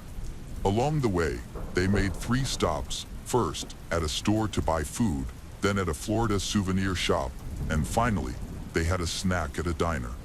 Around noon, they arrived at the beach, parked, and enjoyed the music while swimming and chatting. Everything seemed perfectly fine. A local policeman and his wife were walking along the beach on his day off. Noticing the girls, they decided not to disturb them and moved to a distance out of their sight. However, the policeman's wife noticed that the girls appeared to be lying on top of each other, which seemed strange, but they did not intervene immediately. Some time later, as the couple was preparing to leave, they passed by the rocky ledge and noticed the girls still hadn't moved at all. Concerned, the experienced policeman took a closer look and realized that something unusual. He instructed his wife to stay put while he went to check on them. When he approached, he saw that the girls were not displaying any signs of life. Their bodies were covered in blood, as were the things around them. Since they didn't have cell phones at that time, the policeman rushed to the nearest phone to inform the county sheriff about the incident. At about 3 p.m., the dispatcher received the call. The incident shocked law enforcement and residents alike, as nothing like this had happened in the area since 1966. The crime rate was almost zero.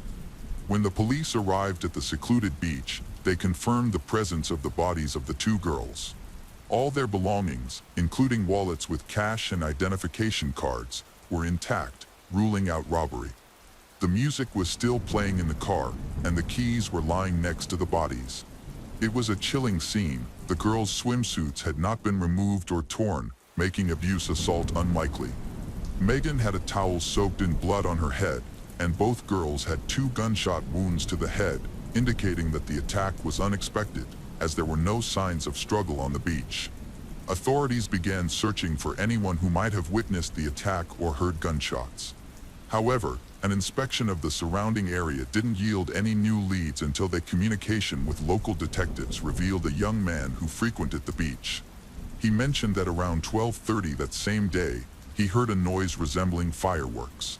It was likely that these were gunshots. After that, he saw a car leaving the beach that was unfamiliar to him. Presumably, it was a blue Plymouth Volare. Right away, they found strangers in the parking lot near Megan's car. It did not resemble the one described by the witness. A girl was still playing music, and behind the car, there was a guy who was looking through something on his camera. The detectives decided that this guy could be connected to the tragedy and considered the possibility that the witness had incorrectly identified the make of the car, as the color matched.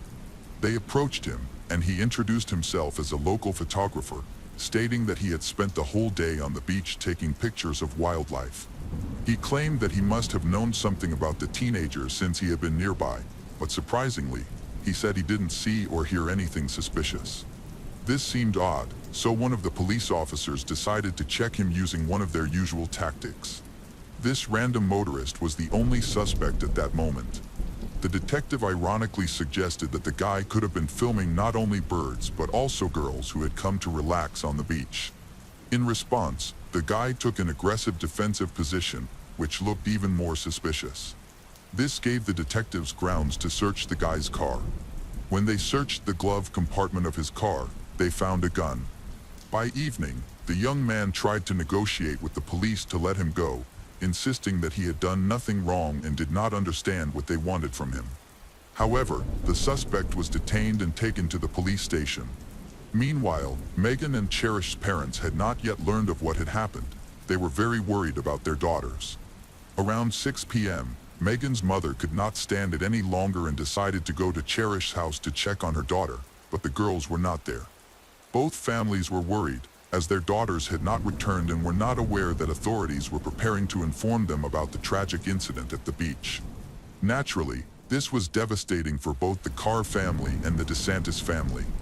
The parents tried to assist the police in any way possible, mentioning that Megan and Cherish spent most of their time together, had no other teenagers in their company. They maintained constant contact with a couple of girls and a guy named Alex. However, she immediately emphasized that the young man did not seem like an aggressor capable of violence and refused to believe it. Detectives were convinced that the assailant knew the victims and was likely following them. They struggled to understand how a stranger with a weapon could get so close to Megan and Cherish without arousing their suspicions. Megan and Cherish had to remain vigilant, as the killer managed to get close enough to attack both girls almost instantly. Thus, detectives carefully checked and analyzed the immediate circle of the victims. Meanwhile, the detained photographer was interrogated at the police station. He admitted to having seen the girls on the beach, but insisted they were alive when he passed by, photographing the scenery. His apparent disinterest in them only increased suspicions against him. The police offered him a polygraph test, which he agreed to, and he passed easily. Additionally, the gun found in the glove compartment did not match the murder weapon. It seemed he was telling the truth, and he was subsequently released. According to the medical examiner's conclusions, both teenagers were attacked in the head at very close range with an 8-gauge weapon, and no other signs of injury or assault were found. Consequently, the motive for the crime remained unclear. The very next morning, news of the double murder on a secluded Florida beach was broadcast across all media channels in both Florida and Georgia. Authorities called on any witnesses who might have seen something to contact them. Among those who reached out was a woman who had moved to Gator Point 2 weeks prior. She spoke negatively about the area, deeming it unsafe. Upon learning that 2 girls went there alone without any escorts or dogs, she labeled them as too frivolous. She claimed there were several witnesses who saw the schoolgirls that morning and afternoon, but no one witnessed the moment of the attack or saw the suspects or the victims lying bloody on each other until a police officer and his wife were walking along the beach. Detectives then became interested in a man, the owner of a small cafe located just a couple of 100 meters from the shore. Megan and Cherish could have stopped by the cafe while heading to the parking lot. According to the police, he should have known and heard the moment of the attack. However, the man denied this, stating that he and his employees were busy with repairs in the bar that day. The noise from tools and hammers being used drowned out any gunshots. The high school girls had chosen a peculiar location to spend their time, as it was one of the most isolated areas along the coast, according to him. They could have learned about this secluded place from someone else, or perhaps they had been here many times themselves and sought out secluded spots. This section of the beach was exclusively visited by locals, and this detail could have become an important clue in the search for the criminal. The bartender said he remembered something unusual. Sometime after noon on the day of the murder, a man had entered and asked for a Bloody Mary. The problem was that renovations were taking place, and it took longer than usual to prepare the drink. The bartender apologized for the inconvenience and offered a drink on the house, but the stranger insisted that the owner take his money, stating it was his first and last time there. The next suspicious character was Alex. It was with him that Megan and Cherish had spent the night before the trip. After relaxing on the beach, they planned to visit him again. There was an assumption that he had gone to the beach with Megan and Cherish and could have harmed them there. This information should have been checked right from the beginning of the police investigation. He appeared heartbroken. He simply could not believe that her girlfriend and best friend had died. They communicated regularly and a lot. He denied any suspicion of involvement in the crime but mentioned something unusual. He stated that he did not own a gun. However, the police had not yet disclosed that Megan and Cherish were shot dead, although he could have seen this information on television or heard it from someone else. He provided his alibi, which was confirmed by his employer. He was working on the day of the trip. Consequently, he was quickly ruled out as a suspect. The families of the victims, feeling helpless, did everything possible to find the criminal. Megan and Cherish relatives even offered a reward for any information that would help find the killer, but this did not significantly motivate the public to share anything. Both schoolgirls were buried on March 30th. The fathers, who were businessmen, even began to speculate that some ill-wishers or competitors could have harmed their children. It was troubling that 2 girls from different families had been killed simultaneously, at least one of them would likely have had nothing to do with the attack. Several weeks passed, and all of the obvious leads for the police turned out to be dead ends. The authorities had neither a motive nor evidence nor a murder weapon. The only lead they hadn't fully checked yet was the blue Plymouth Volare car in which an unknown person had left the beach during the time frame of the attack. They began checking all the owners of such cars in the area. Detectives even encountered a hardened criminal who had recently been released from prison. The man had 13 arrests on his record and, despite being only 28 years old, lived across the street from Cherish and owned a similar vehicle. However, this lead also did not lead to anything. They even attempted to search for smugglers who might have been operating on that secluded beach, perhaps delivering a large shipment of illegal substances, and when confronted by random witnesses, they decided to eliminate them. On May 15, 1992, at about 10 a.m., a call came into the Franklin County Sheriff's Office. On the other end of the line was a frightened woman who stated that the girls had been killed by her ex-partner. This statement was treated with skepticism, as officials believed she was seeking her moment of fame or revenge. However, according to her, her ex had confessed to the massacre. She was not afraid to give her name and was willing to meet with detectives. The caller insisted that the man had just called her and that she could not stay in the country. The killer was identified as Robert Neal. It turned out that this man had already been on the list of suspects in the early stages of the investigation, but had been cleared due to his status as a former police officer. When the woman named the model of the new suspect's vehicle, it turned out to be very similar to a Plymouth Volare. She also stated that he had left town after these events and did not know exactly where he had gone. The witness indicated the last address where he had lived with his mother, which was about an hour's drive from Alligator Point. She learned that her boyfriend had a gun, but she did not know the caliber of the weapon. After seeing Robert's picture, the bartender realized he was the man who tried to pay for the offered cocktail. All this information seemed interesting, and neighboring states began to distribute the description of the man who was wanted. At one time, he had been a police officer in Portland, Oregon, where he had worked for many years. Thanks to access to the suspect's personal file, investigators received new information on the address where Robert lived with his mother, but he was not found. In addition, she had died shortly before these events, preventing further investigation. Robert changed schools 7 times due to moves related to his father's military career. After graduating from school, he went to university and even took up religion, ultimately becoming a Mormon missionary who worked in Guatemala before returning to the United States. He received a law degree and then became a police officer. Until his retirement, he had no problems with the law, no disciplinary actions, and a perfect service record. However, he also had a dark side. His ex-wife reported that he was addicted to illegal substances, which led to their breakup. Over time, Robert's life deteriorated. He changed many jobs and, by 1992, had gone bankrupt and was working as a cleaner in a local church. Detectives were frantically trying to figure out where to look for Robert, fearing that the only clue had already been missed.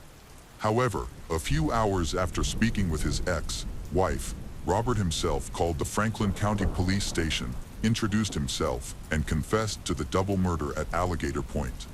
He stated he was calling from a phone booth on a New Mexico highway, having been traveling for 4 days from Florida. Information about him was immediately made public because even over the phone, it was clear he was in a depressed state. The police feared he might take his own life, and they tried to keep him on the line. Unfortunately, Robert did not call to surrender. Instead, he headed to the Grand Canyon, where he intended to take his own life. The police had little time left since the drive from where he was supposedly located to the Grand took about 6 hours. The investigation revealed that as early as 1987, Robert had started experiencing mental health issues. It seemed that 2 personalities lived inside him, resulting in a constant struggle between good and evil. Sometimes, the dark side took control, leading him into severe depression and thoughts of taking his own life. This situation required regular intake of a certain antidepressant. The next morning, on May 16, 1992, police stations received another call from New Mexico. A witness had found a blue car, inside of which sat a man with no signs of life.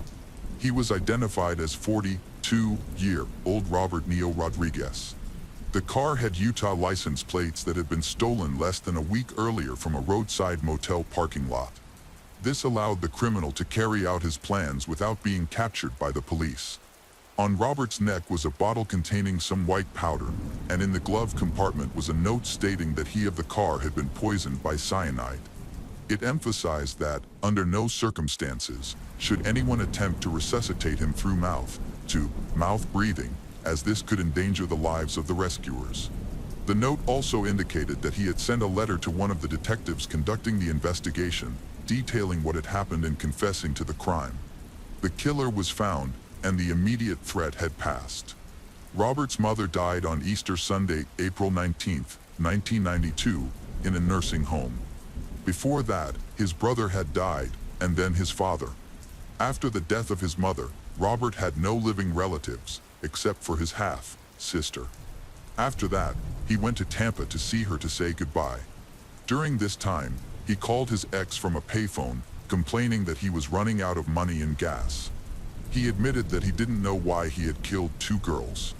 He said he was going to make sure he could never hurt anyone again, but did not provide any details. After that, a frightened woman called the police station and told them everything. During searches of Robert's house, numerous books and records were found, all of which contained references to the topic of death. He had been struggling with psychological problems for a long time but couldn't control them. Megan and Cherish could not be the first victims of a sick person. By this time, his career growth had completely stalled, and the only source of income was cleaning the local church, which he did regularly. The local community knew Robert as a harmless, kind, caring person. People were amazed that such different personalities could coexist in his mind without revealing themselves for years. In his letter, he admitted that the loving atmosphere of the church probably contributed to him committing a lesser crime than he could have actually committed. 42-year-old Robert sent numerous letters before his death, the first of which was sent to a journalist. He claimed he was wanted for 3 murders in Florida. He admitted to killing Valerie Hunt, a student at Tallahassee Community College, who went missing during summer vacation after visiting a shopping mall in 1984. Valerie's body was found that same year in September. At that time, the case was sent to the cold case file due to a lack of information during the search for the student, as her body was badly decomposed. Forensic experts struggled to determine the cause of death. Valerie was described as a friendly girl, so her death was a real shock. It was probably his first crime, and he also could not explain it. On May 15th, a letter came for the same detective who was working on the Megan and Cherish case. Unlike the first letter, which was only 1 page, this one had 6 pages. However, there were no indications of other victims. Robert focused solely on 3 victims and provided the police with about 60 clues that needed to be checked. Later, Robert's relatives and ex-wives received letters of repentance, along with letters sent to the families of all 3 victims. The killer began the story by stating that these records should be regarded as evidence for the investigation and they should be transferred to the appropriate authorities. Apparently, these acts of aggression were not motivated by anything. He simply wanted to experience the feeling that comes with killing a defenseless person. This revelation sounded terrifying and sparked anger among the parents of the victims. Everything was sent out, and 11 letters from Robert were published, all carefully studied by detectives. Robert emphasized that after the crime in 1984, he somehow managed to convince himself that he was not involved in the death of Valerie Hunt. However, the pain he had managed to contain within himself all these years came flooding back with renewed vigor when he pulled the trigger again, killing Megan and Cherish. The families of the victims were left with nothing but anger, believing the killer deserved imprisonment. The investigative bodies carefully analyzed his letters and concluded that the case was closed due to the criminal's confession. Besides, all evidence, including samples of Robert's DNA, was collected, archived in case it needed to be analyzed and compared with other criminal episodes. There was still a possibility that there could have been many more victims of his crimes. The case of Thad Reynolds. On the morning of Monday, July 5, 2004, when it was still dark at the Frito-Lay distribution center, which was located in one of the suburbs of Georgia, USA, a courier was preparing to load his car with parcels to start his usual work shift. As he approached the offices, he noticed something unusual. An unfamiliar man was quickly moving across the parking lot. The man looked around warily. Typically, employees arrived much later, with only a few workaholics showing up early. Initially, the courier did not think much of it, until he became an unwitting witness to even more suspicious behavior. As soon as this unfamiliar man approached a mini-van parked inconspicuously, he took off his shirt and threw it in the trunk, after which he changed it while looking around. The stranger then got behind the wheel and drove away, oblivious to the courier watching him. Concerned by the man's behavior, the courier approached the spot where the car had been parked and noticed blood on the asphalt. Everything seemed increasingly suspicious. When the witness entered the office to see what was going on inside, he found the general manager of the distribution center, Thad Reynolds, unconscious on the floor in a pool of his own blood. Alarmed, the courier immediately called 911. Within minutes, an ambulance crew arrived at the office, but the community was shaken by this event. In the small suburb where many knew each other, such a tragic death seemed unthinkable. This news especially alarmed the parishioners of the local church, who knew Thad Reynolds well as his wife, Michelle. Thad was not only the general manager of the distribution center, but also a volunteer pastor at the Baptist church. The Reynolds seemed like a beautiful and loving couple who had 4 daughters and a happy, established life together. Thad was a devoted father and a devout Christian who dedicated his life to his family and helping others. Back in the 80s, Michelle and Thad were ordinary high school students who fell in love. Michelle was a cheerleader who became prom queen, and Thad was a popular, handsome football player with great expectations. It seemed like they was made for each other. They were often referred to as Ken and Barbie. Both were very religious, as were their families. They married in a Baptist church in 1987, right after graduation. The newlyweds started their careers, with Thad working and Michelle as an assistant administrator. They dreamed of a beautiful house, a video camera, and going on a cruise. These goals were achieved quite quickly. In 1992, they welcomed a daughter, which brought significant changes to their lives. At that moment, Michelle became a housewife, wanting to be a loving mother and wife. During this period, she delved into everything necessary to cope with the growing needs of the family. It seemed like everything was going well, but in 1993, a year after the birth of their daughter, Michelle admitted that she wanted a divorce. It seemed that she saw some kind of liberation in this. However, Thad viewed the situation as a real tragedy. During this time, he stopped attending church. As a pastor, Thad struggled with what to do in this situation, but he received strong support from his parishioners, who prayed for him. Even so, Thad and Michelle divorced, and Thad was heartbroken. He could not come to terms with the situation and was persistent in wanting to win back his beloved. At first, she did not agree, and he tried to build relationships with other women but could not forget Michelle. Thad did not give up, and finally, 2 years after the divorce, his efforts bore fruit. Thad thanked the parishioners of the church for their prayers that had been answered. Thad and Michelle remarried in 1997, in the same church. They built a new house near Thad's parents' residence, where they had 3 more daughters. Once again, the Reynolds family appeared to be a loving family. The divorce from a few years prior seemed like just a misunderstanding in a distant memory. During this period, Thad received a promotion at work and became a regional manager at the Frito-Lay distribution center. Thad and Michelle became a model for local families with good income, a nice house, and homeschooled children. Thad's faith grew stronger. He sincerely believed that his prayers were heard by God and was very grateful to the local community. They were sociable and formed a wide circle of acquaintances. Thad and Michelle developed particularly warm relationships with Harper, a volunteer church leader and volunteer family pastor at Hollywood Baptist, who also had a wife named Paige and 3 small daughters. All the members of the families got along well. Thad worked mainly remotely, while Michelle and Paige became best friends, accompanying each other everywhere. Their children were also very friendly. However, The idyllic friendship between the families began to change suddenly in 2004 when Paige noticed that her friend was starting to avoid her and making an effort to maintain distance in every possible way. Paige tried to find out what was going on and talked to Thad. He referenced family issues, which allegedly led to a test of Michelle's character. In fact, Michelle wanted Thad to break off her relationship with her husband, who was increasingly immersed in church affairs, distancing himself from her. However, she understood that he would resist this in every way possible.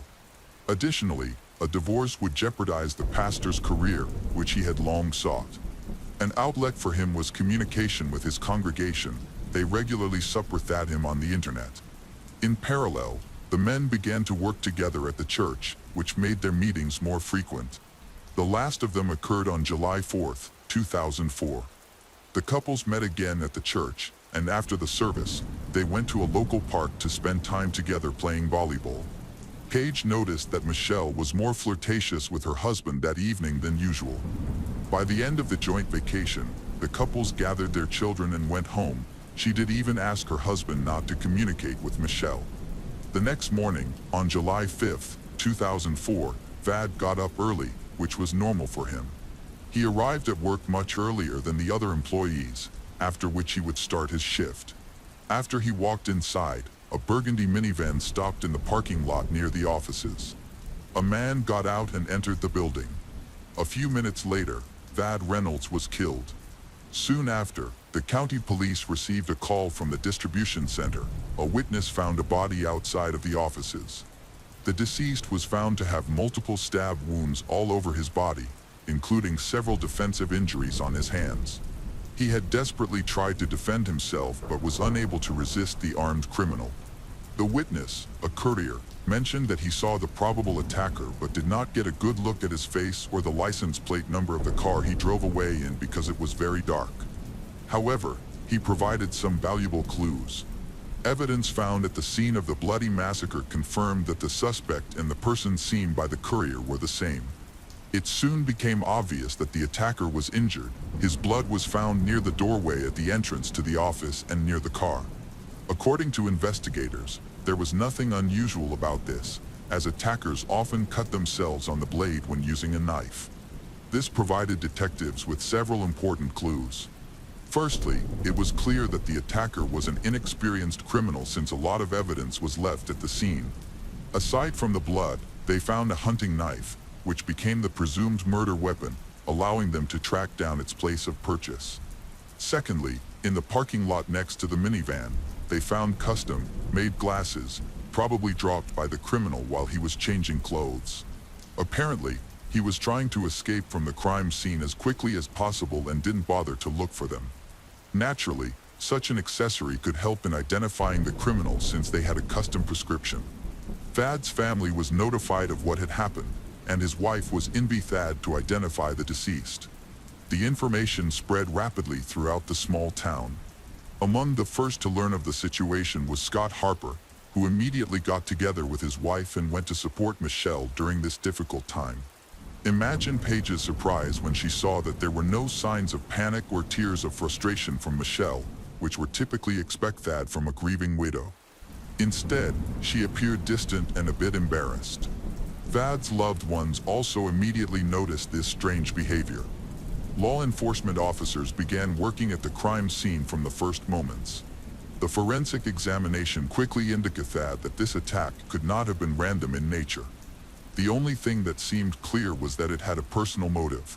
However, the money from the cash register remained untouched. Nothing was taken from Thad, not even his wallet, car keys, or mobile phone, all of which were left in their place. This means the stranger came to the office solely to commit murder. Additionally, the choice of weapon further supported these assumptions, as cruelty and the use of a knife imply close contact. It is likely that the criminal hated his victim and had a personal motive for such a brutal attack. On the evening of the same day, news channels reported that local residents should be aware of a possible threat. The police sought information and attempted to find witnesses who could provide valuable clues. The local community supported several appeals to the police station, but nothing new emerged from the collected evidence. From the outset, Detectives paid particular attention to Scott, who was close to the victims like no one else. Yet, none of the community members could believe Scott was capable of such an act, especially given that the relationships between the families seemed very friendly, resembling a model friendship free of hatred or malice. However, the evidence all pointed toward him. He drove a burgundy minivan, which was identical to the killer's vehicle, according to the main witness. Scott was promptly asked to come to the station and provide a statement. The reasons to pay attention to Scott turned out to be more than sufficient. It was revealed that another witness, who worked part-time installing, repairing telephone lines, had accidentally overheard a conversation between Scott and a woman, clearly not his wife, weeks before the crime. In that conversation, Scott even called her by name, Michelle. They flirted so openly that it was reminiscent of young lovers. Furthermore, Scott wore custom-made glasses, as everyone knew he had severe vision problems, making the accessory significant in identifying the criminal. They clearly had a motive to get rid of Thad, who was an obstacle to their happiness. Gradually, Scott Harper's wife began to notice unusual moments in his behavior. When reasonable suspicions arose, she became even more attentive. Firstly, Paige could not find her husband's glasses, which he always wore. Secondly, there were some bruises and scratches under his eyes from the glasses. In addition, there were bandages on his index and middle fingers, which he attributed to an injury received in the gym. The only thing missing was material evidence confirming Scott's involvement. The detectives expect Thad to find bloody clothes belonging to the killer, but it was all in vain. The search of Harper's house yielded no results. On Wednesday, July 7th, Scott was being interrogated at the police station. He attributed his injured hand to an accident at the gym, where he had crushed his fingers. Scott denied having had an affair with Michelle, also stated that he had lost his glasses and could not provide them to the detectives despite all persistent requests. He allegedly did not even have a doctor's prescription for their manufacture. Paige began to grow suspicious of her husband, but he stubbornly remained silent. According to Paige, he had been behaving strangely since Monday morning. Despite a whole list of circumstantial evidence, Scott was released from the police station. Naturally, this did not mean that the investigators took him at his word. It just took time to obtain warrants and gather more incriminating evidence. There were more inconsistencies. In particular, on the morning of the murder, he had sent Michelle a message in which he asked her to stop him if there was any doubt. She ordered him to act. These words sounded suspicious. It was believed that he was coordinating with his mistress. The detectives were in no hurry to bring Michelle in for questioning so as not to traumatize or scare her off.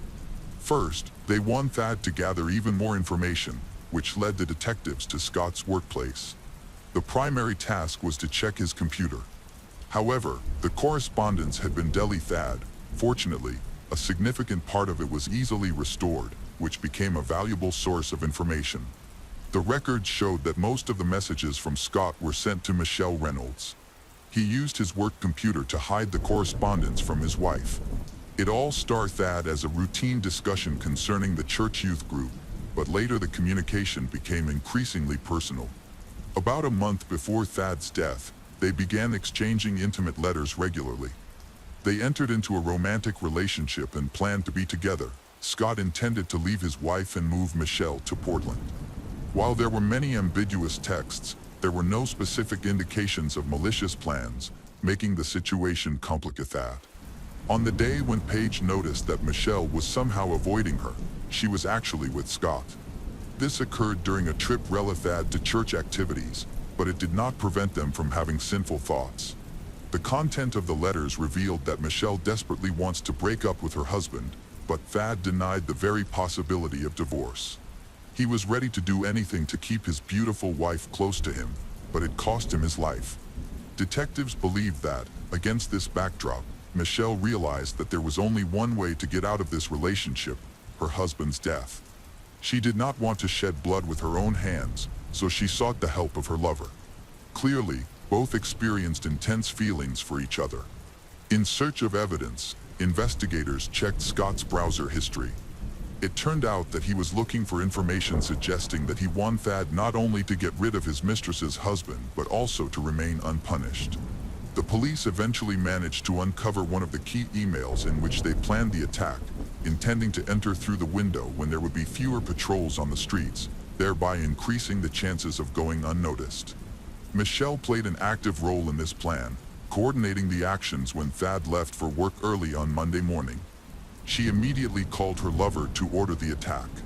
Even despite the veiled phrases and coded messages, it was obvious that early in the morning of July 5, 2004, the tragic was meant to happen. By this point, the police had gathered enough damning evidence against Michelle and Scott. The first to be ours Thad was Scott Harper, who was charged with first-degree murder with aggravating circumstances. Detectives hoped that he would inevitably turn on Michelle, but instead, his feelings appeared to be stronger than they expect, as he exercised his right to remain silent immediately after the arrest and refused to cooperate.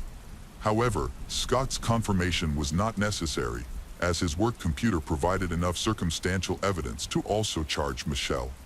She was arrested the same day following Scott's arrest. The detectives detained her while she was leaving her lawyer's office in the city center.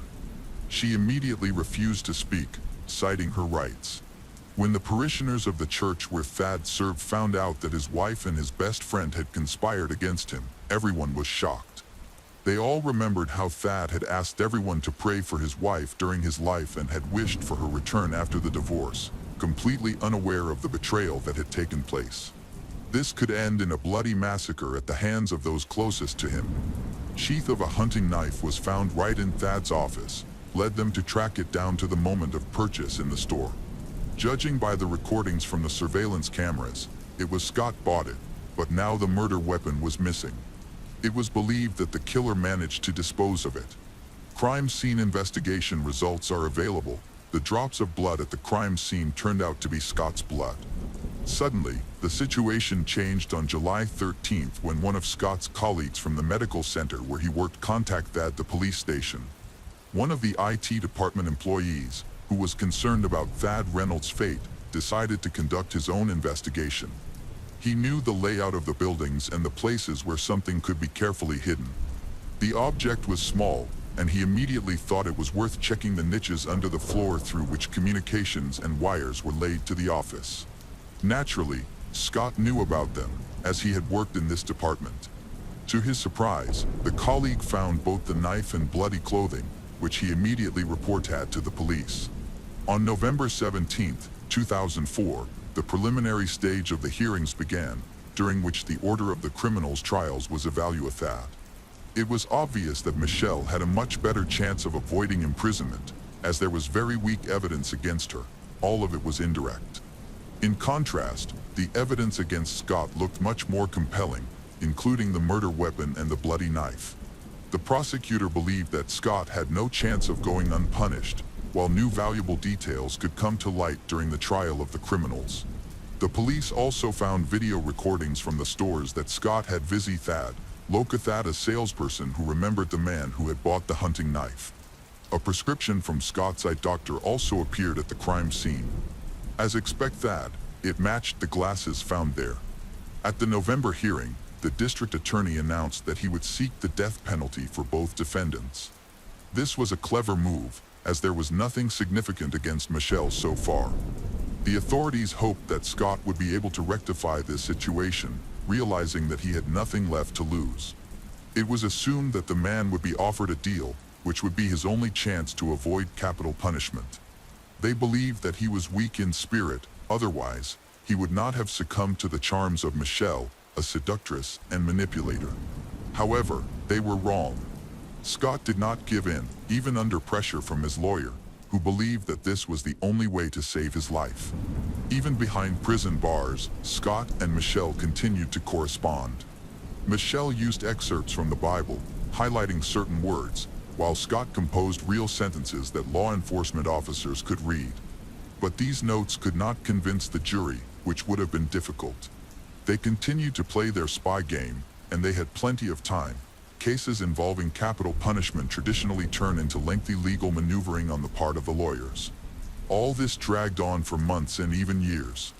Scott turned out to be a very persistent man and held out until the fall of 2008.